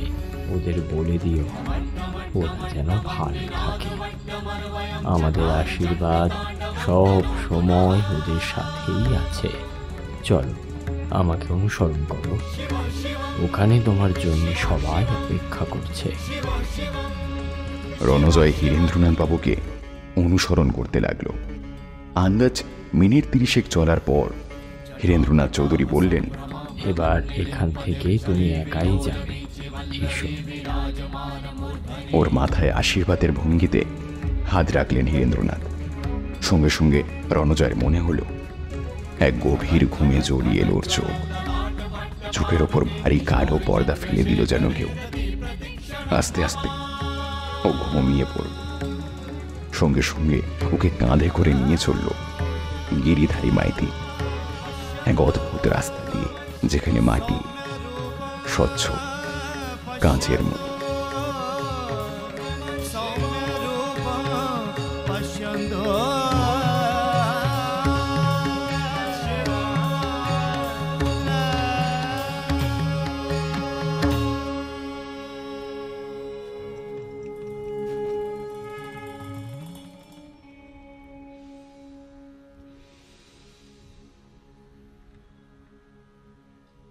প্রীতির চিৎকারে ট্যুর গাইড ছুটে এলো। প্রীতি হাত পা নেড়ে ওকে সব ব্যাপারটা বলে যেতে লাগলো। চিন্তায় ওর গলা শুকিয়ে যাচ্ছে, কিন্তু এখন এভাবে নিজের ওপর নিয়ন্ত্রণ হারালে চলবে না। ট্যুর গাইড সব শুনে প্রীতিকে শান্ত থাকার অনুরোধ জানিয়ে স্থানীয় পুলিশকে খবর দিল। ঘণ্টাখানেকের মধ্যে রণজয়কে খুঁজতে কয়েক দফা পুলিশ, হারা মানুষ সরোবর এবং তার আশেপাশে ছড়িয়ে পড়ল। প্রীতি সুজিতকে ফোন করে পুরো ব্যাপারটা বলল। সুজিত কলকাতার লালবাজারে আইজি পোস্টে আছে। সঙ্গে সঙ্গে শুনে বলল, ওকে, আচ্ছা, কোনো চিন্তা করো না, আমি দেখছি কি করা যায়। ভারত সরকারকে সঙ্গে সঙ্গে ফোনে সব ব্যাপারটা জানালো সুজিত। কিছুক্ষণের মধ্যেই পুলিশ আর্মিতে ছেয়ে গেল গোটা দিরাকপুর সহ আশেপাশে। ইতিমধ্যে প্রীতি, সমু এরা সবাই দিরাকপুর ফিরে গেছে। দুদিন কেটে যাওয়ার পরও রণজয়ের কোনো খোঁজ পাওয়া গেল না দেখে প্রীতি ভেতরে ভেতরে ভাঙতে শুরু করে দিয়েছে। ওর কেন বারবার নিজেকে দোষী মনে হচ্ছে। কেন সেদিনও দেখল না রণজয় কোথায় চলে গেল? আর কোনো মতেই ফোনটা লাগছে না। আড়াই দিনের দিন ওরা বসে আছে। হঠাৎ প্রীতির ফোনে দিরাকপুর আর্মি থেকে একটা ফোন এলো। রাক্ষসতালের কাছে একটা জায়গায় একজন মানুষকে অচৈতন্য অবস্থায় পাওয়া গেছে। ওনারা নিয়ে গিয়ে স্থানীয় হসপিটালে ভর্তি করেছেন। এখানে শনাক্ত করার জন্য প্রীতিকে ডাকা হচ্ছে। প্রীতি তাড়াতাড়ি দিরাকপুর মিলিটারি হসপিটালে গিয়ে দেখল রণজয় অঘরে ঘুমিয়ে রয়েছে। ক্যাপ্টেন মিস্টার গ্যাটসো বললেন ওনাদের কাছে একটা মোবাইল জমা আছে। অচৈতন্য রণজয়ের কাছে মোবাইলটা পড়েছিল। এবার প্রীতি গিয়ে শনাক্ত করলেই জিনিসটা ফেরত পাওয়া যাবে। ওখান থেকে সব কাজ ছেড়ে ফিরতে আরও দিন 15 লাগলো। সব কাজ ছেড়ে একদিন রণজয়ের ড্রয়িং রুমে সবাই বসে আছে। রণজয়, প্রীতি, সুজিত, সমু, সমুর মা আত্রেই, সাম্যময়দা, বৌদি। সুজিত বলল, এই সত্যি করে বলতো রণ, কি ঘটেছিল সেদিন? মানে নীলাদ্রি বা হীরেন্দ্রনাথ বাবু এনারা সত্যি কি বেঁচে আছেন? আর বেঁচেই যদি থাকেন তাহলে ওনারা ওখানেই বা চলে গেলেন কেন? তুই বা হঠাৎ করে কোথায় ভ্যানিশ হয়ে গিয়েছিলি? এই তাড়াতাড়ি বল রণ, আর তর সইছে না আমাদের। রণজয় কফির কাপে আয়েশ করে চুমুক দিয়ে বলল, দেখো, ঘটনার শুরু হয়েছিল সেদিন থেকে, যেদিন মাধববাবু দেখেছিলেন ওনার বাবা মশাই মানে হীরেন্দ্রনাথ চৌধুরীর কাছে একদিন প্রবল বর্ষার রাতে অচেনা কোনো এক আগন্তুক এসেছিলেন কোনো এক অদ্ভুত অথচ গুরু দায়িত্ব দিতে, যা যুগের পর যুগ প্রতিভার বলে অর্পিত হয়ে চলেছে একের পর এক হাতে। যারা যোগ্য তারাই এই মহান দায়িত্ব পালনে কেবলমাত্র নিঃশব্দে যুগের পর যুগ অশোকের গুপ্ত সংঘের সদস্য হতে পেরেছেন। প্রথমে মহান ডাক্তার ও গবেষক হীরেন্দ্রনাথ চৌধুরী এই দায়িত্ব পালন করেছিলেন। পরে তিনি শারীরবিদ্যার গুণী ছাত্র নীলাদ্রি মৈত্রকে এই দায়িত্ব দিয়েছিলেন। কিন্তু এই দায়িত্ব অর্পণের এক অদ্ভুত শর্ত ছিল। কোনো গবেষক তার সারা জীবন কেবলমাত্র একটিবারই পারবেন মানব কল্যাণের কাজে নিজেদের প্রতিভা কাজে লাগাতে। তারপরই তাকে চলে যেতে হবে এক ঐশ্বরিক রাজ্য জ্ঞানগঞ্জে। সেখানে তিনি থাকবেন অদ্ভুত এক অবস্থায়, না জীবন না মৃত্যু এর মাঝে। তাই হীরেন্দ্রনাথ বাবু এবং নীলাদ্রি বাবু সব জেনে শুনে শুধুমাত্র মানব কল্যাণের জন্যই এই পথ বেছে নিয়েছে। প্রথমে দুটো যুগান্তকারী আবিষ্কার এবং শেষে স্বেচ্ছা নির্বাসন। তবে ওনারা হয়তো বুঝতে পেরেছিলেন একদিন না একদিন কেউ না কেউ ওনাদের খোঁজ করবে। সেই জন্যই দুজনেই ম্যাপের একটি বিশেষ জায়গা চিহ্নিত করে গিয়েছিলেন, যাতে ওখানে কেউ যেতে পারে। তবে এটা বুঝতে পারলাম না কেন আমাকেই ওখানে নিয়ে গেলেন। চাইলেও সে পথ আমি চিনতে পারবো না, কারণ কিভাবে ওখানে গেলাম আর ওখান থেকে কি করে যে ফিরে এলাম তা আমি নিজেই জানি। ঘুমের মধ্যেই সে দীর্ঘ পথ পাড়ি দিয়েছিলাম আমি। প্রীতি বলল, তার মানে ওখানেই কোথাও সেই মায়ানগরী রয়েছে, কিন্তু খালি চোখে বা সাধারণ কারোর পক্ষে সেখানে যাওয়া সম্ভব নয়, তাই তো? সেটাই মনে হয়। সমুর বাবা এবং নীলাদ্রিবাবু পরিষ্কার বলেছেন ওখান থেকে তারা আর কেউ আসতে চান না, কারণ তারা জীবন মৃত্যুর কোনো এক মাঝামাঝি জায়গায় অবস্থান করছেন। সাধারণের মাঝে আসা তাদের পক্ষে আর সম্ভব না। আর জ্ঞানগঞ্জ হলো এমন এক জায়গা যেখানে আমাদের সময়ের হিসেবের সাথে ওই সময়ের হিসেবের কোনো মিল নেই। সময় সেখানে মহাকাল, সৃষ্টি সেখান থেকেই শুরু। চাইলেও সেই রহস্য আমাদের নাগালের বাইরেই থেকে যাবে আজ। রণজয় উঠে গিয়ে সমুর কাঁধে হাত রেখে বলল, সমু, বাবা নিজেকে মানব কল্যাণে উৎসর্গ করেছেন এবং যে পথে তিনি গেছেন সেই পথ সাধারণের জন্য নয়। তুমি বড় হও, বাবার শুভকামনা তোমার জীবনে সব সময় থাকবে। রণজয়ের কথা শুনে সমু মাটির নিচে মুখ নামিয়ে দিল। শ্যামময় উঠে আস্তে আস্তে সমুর পিঠে একটা হাত রাখলে। প্রীতি একটা বড় করে শ্বাস ফেলে বলল, মাধববাবুকে কাল বলে আসতে হবে তার বাবা মশাই তার জন্য অনেক আশীর্বাদ পাঠিয়েছেন। তোমরা সবাই বসো, আরেক রাউন্ড চা বসে। এই বলে প্রীতি উঠে রান্নাঘরের দিকে চলে গেল।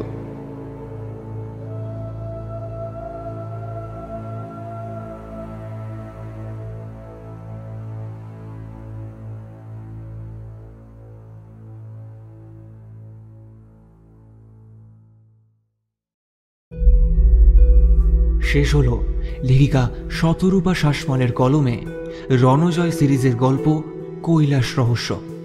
আজকের গল্পের গল্প পাঠে ছিলেন মৌলিকি মিডিয়া ইউটিউব চ্যানেল থেকে দীপম, রণজয়ের চরিত্রে সৌমদীপ, শ্রুতসোমের চরিত্রে সৌরিশ, আত্রেয়ীর চরিত্রে তিন্নি, যমুনাদির চরিত্রে শুভ স্বপ্না, অরুণাভর চরিত্রে ফ্রিকি ফ্রাইডে স্টোরিজ থেকে সায়ন্তন, প্রীতির চরিত্রে বর্ণিশা, সাম্যময় রায়ের চরিত্রে মৈনাক, নীলাদ্রিবাবুর চরিত্রে অব্যক্ত অডিও স্টোরিজ থেকে রমাকান্ত, মাধব মাইতির চরিত্রে ইন্ট্রেক্স ক্রিয়েশন থেকে ইন্দ্রনীল, শ্রুতি চৌধুরীর চরিত্রে পূজা, হীরেন্দ্রনাথ চৌধুরীর চরিত্রে অভিজিৎ, রমেন্দ্রনাথ বাবু এবং গিরিধারী মাইতির চরিত্রে আমি সৌভিক, সুজিতের চরিত্রে ম্যাজিক বক্স এন্টারটেইনমেন্ট থেকে সৌমেন। গল্পটি আপনাদের কেমন লাগলো কমেন্ট বক্সে জানাতে ভুলবেন না যেন। গল্পটি ভালো লেগে থাকলে অবশ্যই আপনার বন্ধু এবং পরিবারের সঙ্গে গল্পটি শেয়ার করে দিন। আরও এরকম নিত্য নতুন গল্প শুনতে এখনই সাবস্ক্রাইব করুন আমাদের ইউটিউব চ্যানেলে। তবে চলি, ফিরে আসবো আরও একটি নতুন এবং রোমাঞ্চকর গল্প নিয়ে।